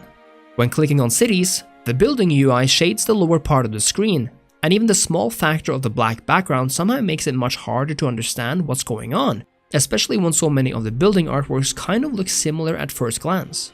There's been much talk of how beautiful the technology tree is, and I would agree, but I also think it's the least readable tree we've ever gotten. It's often hard to know which tech belongs to which branches, and I often feel like I'm just clicking on new tech willy-nilly because the sense of progression is so divided into piecemeal ups and downs compared to, for example, Attila's very straightforward system. In addition, I have a personal vendetta against the way cities are represented in this game, and I'm talking about two things here. First are the city banners. The banners, all endowed with the face and faction banners of their owners, simply take up way too much space on the screen, and there's no way to independently turn them off or reduce them. Along with the rest of the UI, which is tacked onto virtually every corner, they simply clog up the screen, and essentially forces you to zoom all the way down if you want a clear picture of your realm. Second, I absolutely believe that CA should have come up with another approach to cities in this game. China simply hosts so many enormous cities that there are virtually endless of them wherever you look, and there's little room for else. Instead, I think they should have gone with something more similar to the Shogun 2 model, perhaps cutting the amount of cities in 3, but instead leaving a bunch of smaller towns that served as farmland or other sources of production. Lastly, and I promise this is the last rant I'll go on, and again, this is a personal grievance which I might be alone in feeling. Regardless, there are simply too many factions on offer here, and now you might ask how that can possibly be a bad thing. Well, I'll tell you, and a word of advice, don't doubt my ability to find negatives in great games. You're gonna lose every time. Now, Rome 2 is considered one of the largest Total War games ever, and the original Grand Campaign sports a staggering 117 factions spread across the entirety of Europe, North Africa, and West Asia. These factions have unique names like Rome, Carthage, Macedon, and Bactria, and clicking on a faction in the diplomacy menu, which you can only really do if you've encountered the said faction, takes you straight to them, so you always know where they are. Enter 3 Kingdoms, where the original campaign, Rise of the Warlords, sports an unbelievable 190 factions, raised all the way up to 281 in the 8 Princes campaign. Now I feel the need to reiterate that I am neither an expert on Chinese history, nor familiar with the romance of the Three Kingdoms stories, so this might first and foremost stem from my lack of familiarity with Chinese history and names. Having said that, you might understand my frustration and perplexity when faced with hundreds of factions all named after individual people, not distinct nations or kingdoms or even simple dynasty names. And I will be butchering these names, so I apologize for this in advance, but for an uneducated European, instead of seeing faction names like the Kingdom of Wei or Shu Han, which we might once the Three Kingdoms are actually forged, I'm met with separate factions named Wan Shao and Wan Shu, Liu Bao and Liu Bu, Shang Wan, Sheng Jian, and Liu Dai, Liu Yao, and Liu Yu. Seeing how this is the case, I often get into situations where some people I have no familiarity with have names so similar to others that it takes me a while to understand who I'm dealing with, or who the heck is showing up in my notifications about war and peace. Even worse is that if a faction leader dies, the name of the successor becomes the new name of said faction, creating even more confusion. It doesn't help that the faction banners are so similar as well. Despite maybe sporting different colors, faction ownership is not nearly as clear as in any other strategy game I've ever played. Now I realize doing this in any other way in terms of names would be anachronistic, but this just makes this aspect an inherent downside of this era of Chinese history for me. What makes matters worse is that the diplomacy interface, which we will get back to, is so bad when it comes to faction placement clarity. What I mean by this is that you can actually negotiate with factions you haven't met on the campaign map yet, and so, when trying to see where this faction actually exists, you can't. This means dealing with people you have no idea where they are, which makes for a frustrating diplomatic experience. Again, it kind of boils down to simply how much is on offer here, be it landmass or cities or factions or people, and in this case, I really am of the mind that much less is indeed much more. And with that, rant over. Total War Three Kingdoms campaign mechanics ushered in what I believe can only be called a turning point in the Total War franchise, namely because it changed things up in two important areas. The first is faction diversity and unique mechanics. In Three Kingdoms, as a first for at least semi-historical Total Wars, each playable faction comes with their very own innate faction mechanics and strengths of a completely different magnitude than what we'd seen before. You can now choose your faction based on what kind of playstyle you want, meaning that one faction, like that of Cao Cao, focuses on military expansion and intrigue, providing you with a spicy, slightly more diplomatic takeover on the traditional Total War campaign, while another faction like that of Kong Rong have you focus on trade expansion, essentially having one of Total War's first tall faction campaigns, offering their own spin on things and makes every faction you play as so much more unique than in previous games. The second aspect is diplomacy itself, which partially branches out of these new faction mechanics. Total War finally took a page from the Book of Paradox this time and let us not only negotiate trade agreements, but create unique vassal types and annex them afterwards, coalitions, trade regions, and most importantly, made negotiating the best it's ever been by showing us how likely a faction is to agree to a proposal by the numbers. This revolutionizes diplomacy, and since CA would go on to implement the same system in a Total War Saga Troy, I have really high hopes that we will see it taken further into the next major historical title as well. Further, a cool mechanic known as Prestige, where you attempt to reach the highest tiers of power in China, which will open up diplomatic opportunities and gameplay changes, is something every faction will strive for. What's cool is that even though expanding your territory might be the traditional way of collecting prestige, it's not the only way. For smaller focused factions, it's enough to be rich as heck and manage to construct higher tier buildings for a nice prestige boost that way instead. The climax of this is the creation of the titular Three Kingdoms, which creates the endgame challenge of having to wage war against two other massive kingdoms, now with easy to remember names, at the same time. All of this comes together to create a campaign that, while sometimes without much direction, tension, or purpose, seems much more deliberately designed and balanced than other Total War games. And that is a good sign for the future, I think. Finally, we have the character system, which is the deepest one yet. Characters can be given retinues and items which impact their skills and abilities, and the same goes for the level system, which one must pay attention to if you want new abilities and buffs for both your general and the units under their command. And speaking of armies, we have an interesting new system here. Armies are now divided into generals' retinues essentially, having a maximum of 3 generals per army. Each general can further command up to 6 units each, and the type of units available are determined by the type of general that commands them, so only a strategist will be able to recruit trebuchets, for example. It's an interesting system and definitely adds to strategic thinking, but I can't help but feel like the lack of actual army barracks determining which units you can recruit, which has always been the norm in these games, is quite confusing at first, but has the long-lasting impact of not making me as attached to my cities as in other games, since there is no real need to protect them in order to secure a special elite barracks, for example. I do enjoy though that the newly recruited units need to be mustered before they're fully ready for battle. By far the most awesome thing about Three Kingdoms in my opinion, apart from the diplomacy changes of course, are the genuinely fantastic battles. What just keeps baffling me are how gorgeous these scenes are.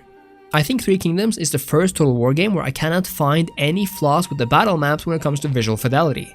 Not only are they so stylistically amazing, trees looking crisp, fields being large yet easy to cross, sporting gorgeous skies and equally beautiful reflections, but more importantly, the units in this game are so detailed and of such high quality that I'm running out of hyperbolic words to use for them.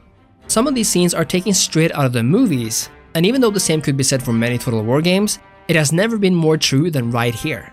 To top it all off, it all runs so smoothly, and I'm so appreciative of the developers' optimization work in this game. What's more is how things actually works and feels, and even here Three Kingdoms does an excellent job. It's easier than ever to move your units around the battlefield, and I love how your formations are not instantly messed up when reorganizing them to another location. And speaking of locations, the maps feel like actual real-life fields and locations now, never putting you in awful steep places, but offering fields with several strategic hills for you to tactically place your armies on. I also like the flow of siege battles, with units seeming a lot more aware of where they are and how to get to places, and because things don't really lag as much, has a much better sense of functionality to them. But perhaps the coolest thing is how powerful cavalry charges are, as you can really feel the impact of dozens of trampling horses crashing into a unit of infantry.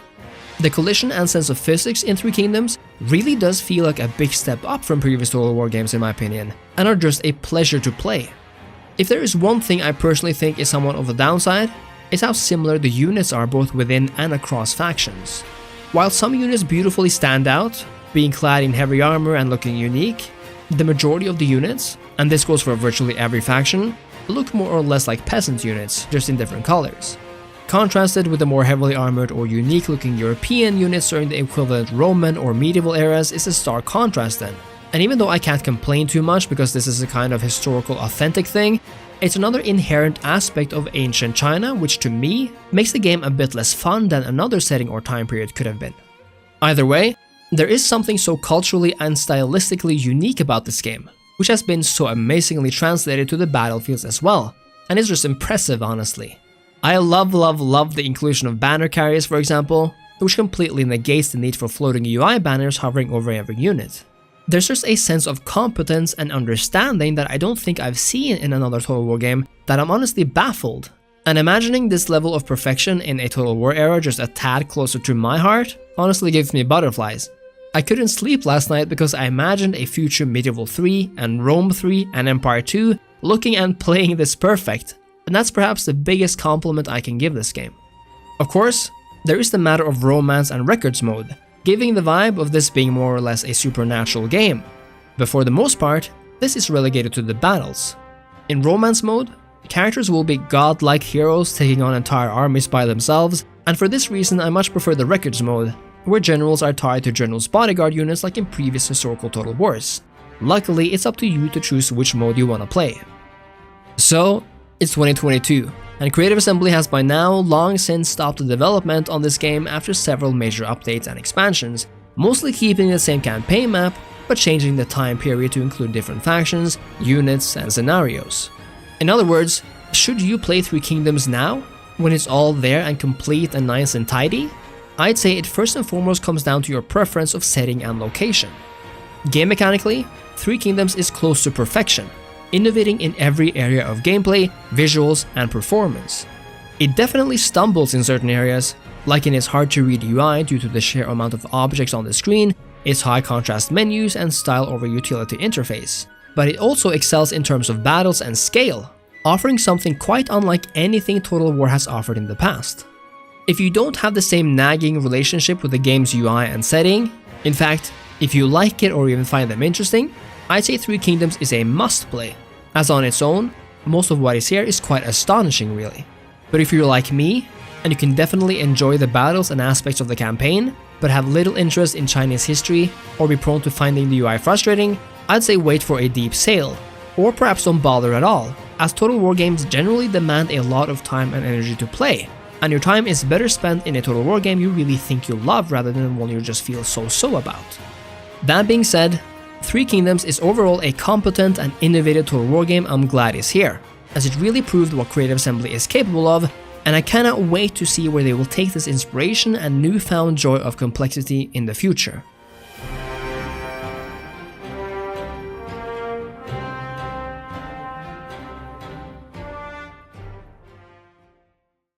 It's a strange feeling coming back to Rome after all these years. Admittedly, I've been playing Rome Total War off and on since then, so coming back is no major shock. On the contrary, it's the welcoming feeling of coming home, back to where it all began, only now the house has been renovated to look more modern and sleek. The danger is of course that there's been too much work, that it doesn't resemble what you remember, or that what's new changes things so much that it just doesn't feel right anymore. For the most part though, Rome Remastered has done a really good job at balancing the new and the old. The campaign was always beautifully timeless, but the update genuinely makes it look even better, despite some of the mountains looking kinda weird and standoutish. But I love the reflections in the water, the map updated with more noticeable and varied textures, so you can actually see where farmland is aplenty. I found the map a bit too vibrant to begin with though, so I'm happy I was able to turn the vibrancy setting down as much as I wanted. Furthermore, I love the way the cities look now, much more reminiscent of the way city models looked in the mod Rome Resurrectum for the original Rome Total War, and the generals also look like they have much more depth. I think this is in large part due to the shadow and lighting engine, which really makes the objects look a lot more present in the world. The same goes for the coastlines, which I absolutely love and feel kinda frame the whole world into the game somehow. So we've established that the campaign map is gorgeous, but what about the battles? Well, they arguably look even better. Again, Rome was always a beautiful game, groundbreaking when it came out in 2004. Even now it looks extremely sharp and clean. Still, the units all look the same. They had little depth to them, and for today's standards, that's just not up to par. But Rome Remastered fixes this by, again, placing real-world shadows and new lighting into the game, updating the unit models themselves to look more realistic, even making the units look different from each other, and going so far as making the units reflect the region of recruitment. That's awesome. While some of the sharpness of the original might be lost somewhat, I think it's a good bargain we've made here, and Rome Remastered looks a lot more like Rome 1.5 than the original. Even the cities have been updated here, so the whole image looks so much better when we factor everything in. The fact that the game just runs infinitely smoother is another reason for celebration, so instead of chugging at around 30 FPS, which the whole game did, I'm almost always hitting frames between 100 and 144. It's also great that we can now play as more or less every faction in the game from the get-go, and of course that you can just play with or without the remastered modifiers. But there's another, perhaps equally important part as well, the user interface. Rome Total War's UI is not only classic as heck, but it's easy to use, has no meaningless windows, and makes good use of the screen space, even though today we would probably like it to be a tad smaller. But still, Rome showed us everything we needed. A nice, realistic looking minimap, an overview space, and an action space. Additionally, clicking on a city opened a new and easy to manage window, which you could open further. We had large pictures and easy to read text, and there was really nothing wrong with any of this. The notifications were simple to spot, the messages large and clear, and I guess the only bad thing was that once you had cleared them, you couldn't really get them back. All in all though, Rome's UI was great, and especially for its time. So then, what's changed? Well, only everything. The UI is now much more minimalistic, even though clicking through different icons will open larger windows, where you can gain the same in-depth information as before. When it comes to units and buildings, however, pictures are made smaller, and you're going to have to squint a bit more if you wish to read those descriptions. This change, including the rounded symbols, have been getting criticism for looking too much like a mobile game's UI, and I'm inclined to agree. It's not optimal, and it feels like the developer hasn't really thought of making as much use of the screen space as they should have, especially for those unit or building descriptions. They could have even added wholly new things that weren't in the original, which I'm glad they did with one aspect, namely the family tree window, which just looks so good. What I don't like design-wise though, is the fact that there are now menus at every corner of the screen, instead of just at the bottom or a combination of top and bottom. I found the minimap to look absolutely atrocious and arcadey due to an overly simplistic and weirdly colored look, and this doubles for the overlay map look, which looks so childish and unfinished. Compare this to the UI in Attila, which is freaking awesome, is minimalistic but easy to use, and the overlay map, which is simply so beautiful. Further, the fact that event messages are divided into 3 just makes no sense, and the fact that you have to open them individually just feels like a chore to do every time. There has to be a better way to do this. One does get used to the new UI though, and I especially love that both images of cities and units have been updated to look fresher and sharper than ever, and that so much of the image is present when not using it. Lastly, I wholly love the fact that every city has a symbol of their faction by their side, and that names are carved into marble backgrounds, but detest that we can no longer see how much money each city makes at any given time, since I love paying attention to the growth of each town without having to enter any menus. This was done especially well in Shogun 2, where you could even see if your cities were growing or declining every turn at a glance. In sum then, there are definitely good qualities to this UI. It's clear, it's minimalistic, and it has some really nice upscaled images and text, including the buildings, unit cards, and the city symbols and names on the campaign map. But it's far from perfect, and I wish it was more PC focused than it seems. The same goes for the UI on the battle map. It's rather nice and minimalistic, but again there's something about the color scheme or the rounded edges that just feels a bit off. And now let's move over to the battles, shall we? That's what we're all here for, right? Well, what can I say? It's Rome Total War for better or worse. Sometimes better, as when you see your handsome units sieging down a city, holding the line before emptying their backpacks of pila into incoming barbarians, or when your phalanx shreds enemy cavalry to pieces, no questions asked. There's a lot to love about the old Rome battle system, especially the organic combat system without overly matched combat sequences that look weird or out of place. Here, everyone's a soldier with hit points and armor values, and they know it, and we love it. So it's great.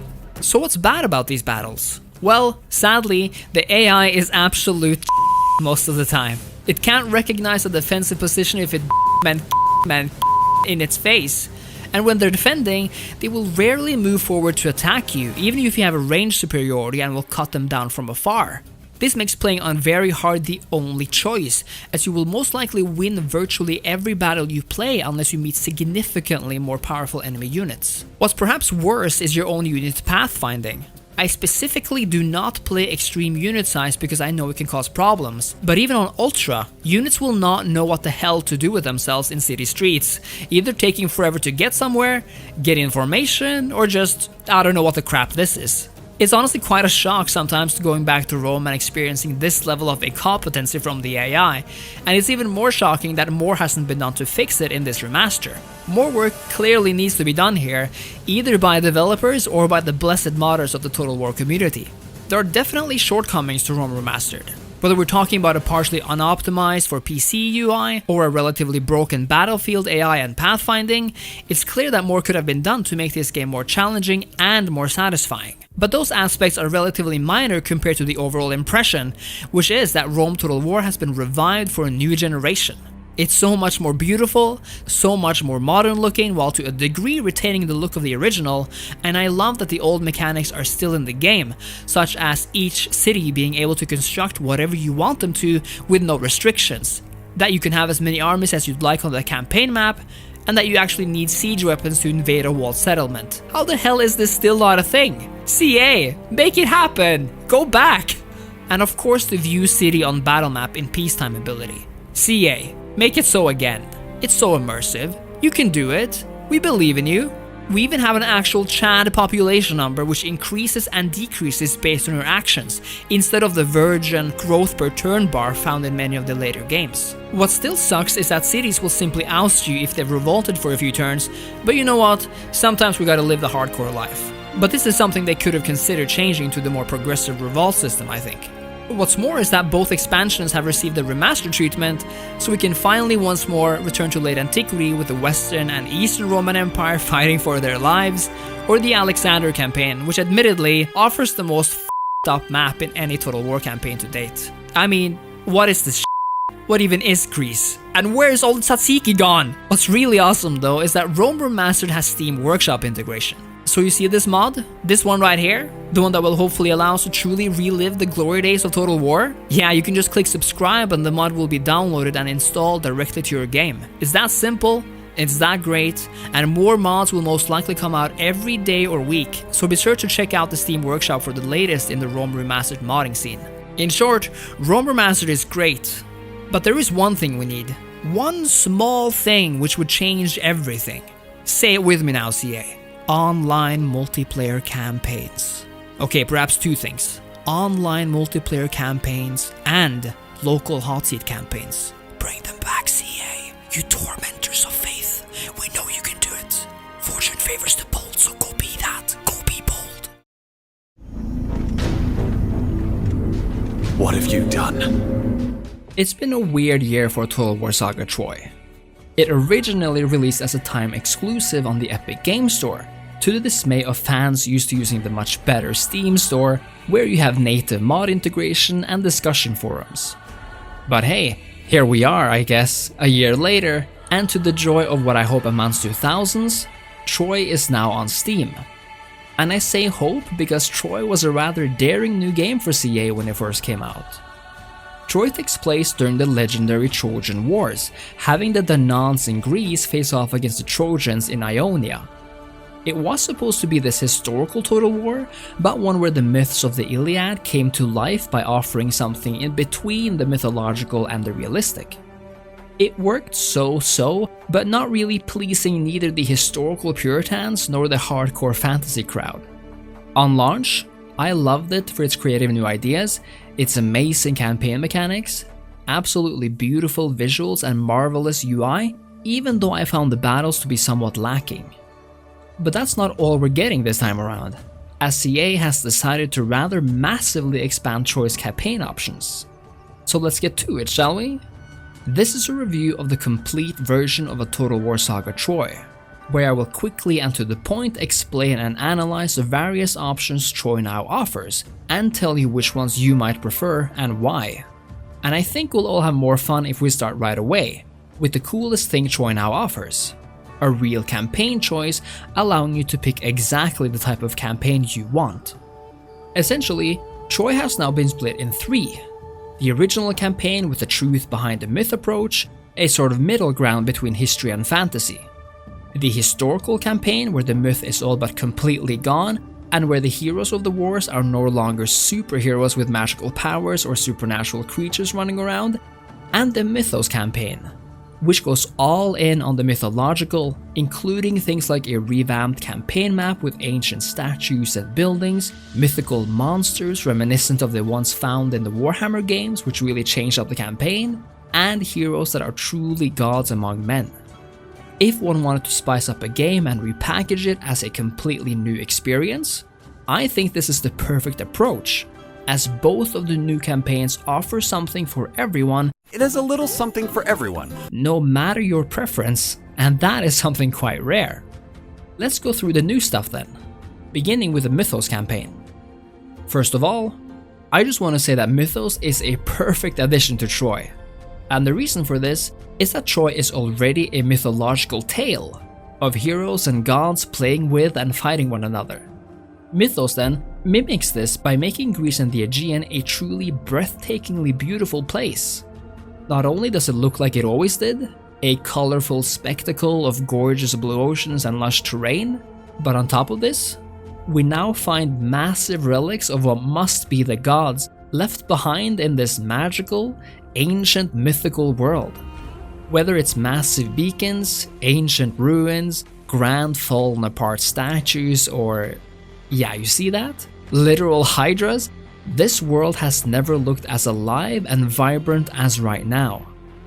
This is also reflected in the battle maps, having these ruins be represented there as well, and the skies somehow seem more dramatic, yet fittingly so at the same time.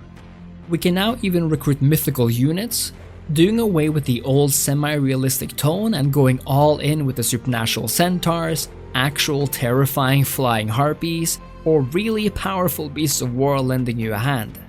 You can even hunt down and recruit the baddest of them all, giving you a true edge in battle, and looking absolutely badass at the same time. I think Mythos is such a great choice for this game because it just leans into what makes the old mythological tales so fascinating to begin with, and combined with the mechanics that were already in the game, like the religion system with giving offerings to the gods and the supernaturally strong Homeric heroes, it all just comes together really well. And that was the Mythos mode, but what about the historical mode? Well, everything that makes Mythos Mythos has been stripped away, leaving us with the fundamental bare bones in the best sense of the word. Now, every trace of the gods and the ancients have been stripped away, and we get a beautiful, clean, and a bit less of a saturated map as well, if I'm not mistaken. This makes the entire map look more calm and realistic, as the colors have been toned down somewhat, but it really helps to sell the historical part. Of course, this also means no hydras in the ocean, no flying harpies, and no supernatural monsters on the campaign, or on the battlefield. If we consider how much Mythos leans into the mythical part, historical mode is a massive change as well, especially and first and foremost on the battlefield, where we now have to rely on old, tried and true tactics. Even though I loved Mythos, there really is something special about the non-supernatural, and how all of a sudden, maneuvering and using every little advantage you may have to its limit becomes alpha omega. I truly cherish my archers and my chariots now, and I love that our heroes, even though they still have certain buff and debuff abilities, are a part of a larger unit now, but that they at the same time act like extra powerful soldiers. So you're never that scared to send them into battle, making Troy much more like the generals of Medieval 2 rather than the generals of Empire. And if you ever sent your general into battle in Empire, I think you know what I'm talking about. You're still able to use the god's powers for campaign or battle buffs, so there still is an element of the supernatural here. But I like to think that this is implied rather than real because the people treat the situation as if the gods were there to help them. There is no longer an actual godly ability during battles after all, so every actual magical power has been stripped away. And those were the new modes for Troy. And I actually do think that both of these are massive improvements over what the original game mode was up until now. It's almost fascinating how much cooler, more beautiful, and just interesting Troy has become with either of these options, and yet they both complement an already charming game. I say charming because Troy always held a soft spot for me, because Troy isn't just about the campaign map or the battle map. What Troy did extremely well to begin with was exactly how it managed to take a historical, albeit somewhat mythological setting, and give each faction completely different modifiers and ways to play. For example, Gold-rich Agamemnon is an empire builder, and receives large boosts if he vassalizes the factions around him. Menelaus of Sparta can colonize nearby empty settlements by using resources instead of armies. Hector of Troy becomes stronger the more allies he has, and needs to compete with his brother for his father's love in an exciting minigame where almost every action increases or decreases his approval of you. And so too must Paris of Troy fight for his father's love, but he must also maintain his actual love, Helen of Troy's affection, and cannot stay away from her for too long, lest she turns sad and depressed with some major negative consequences for your faction. In addition, a fun religion mechanic with competing gods allow you to tailor your focus and faction strengths to your liking, and an easy to understand yet important technology tree and a currency system where there's no money involved at all, yet where food, wood, stone, bronze and gold is traded and bartered, dominates the world, is amazing. It's a truly fascinating and different experience Troy gives us, and it's all managed and administered to the backdrop of the most beautiful user interface I have ever seen in a Total War game, with absolutely gorgeous artworks and backgrounds littering every menu and window. When a Total War Saga Troy released a year ago, I thought it was a fine game, but one where the battle suffered the most. Now, a year later, The battles are so much more fun because of the mythological unit diversity and the historical restrictions, while the game's absolutely charming foundations remain. With the Mythos update, I honestly believe Troy has become one of the finest Total War titles to date, as long as you find the era and setting interesting, of course. It's also interesting that the game is heavily mod supported now, so it will definitely be interesting to see how the game will evolve now that it arrives on Steam. The massive, beautiful map of the early Greek world, the stunning battlefields, an ambient soundtrack which finally manages to compete with the best of what Total War has to offer, a multiplayer campaign, and a UI and campaign mechanics which just never quit. It all comes together here, now with more choice than ever. And if Troy ever needed fixing, then this reboot seems reforged with the hammer of Hephaestus himself. And if you were ever curious about this most mythical of wars, you've never had a better excuse to pick up Troy than right now. Well, that was every Total War game reviewed since the original Rome. I think this video shows a few key aspects of this series as a whole, namely that despite innovations in visuals, Total War has changed for better or worse, depending on whether we're talking modernizations, simplifications, or the focus of the series. I for one hope the next big historical game will look to its roots, and deliver a game that both feels and plays like a true Total War revolution. Cheers!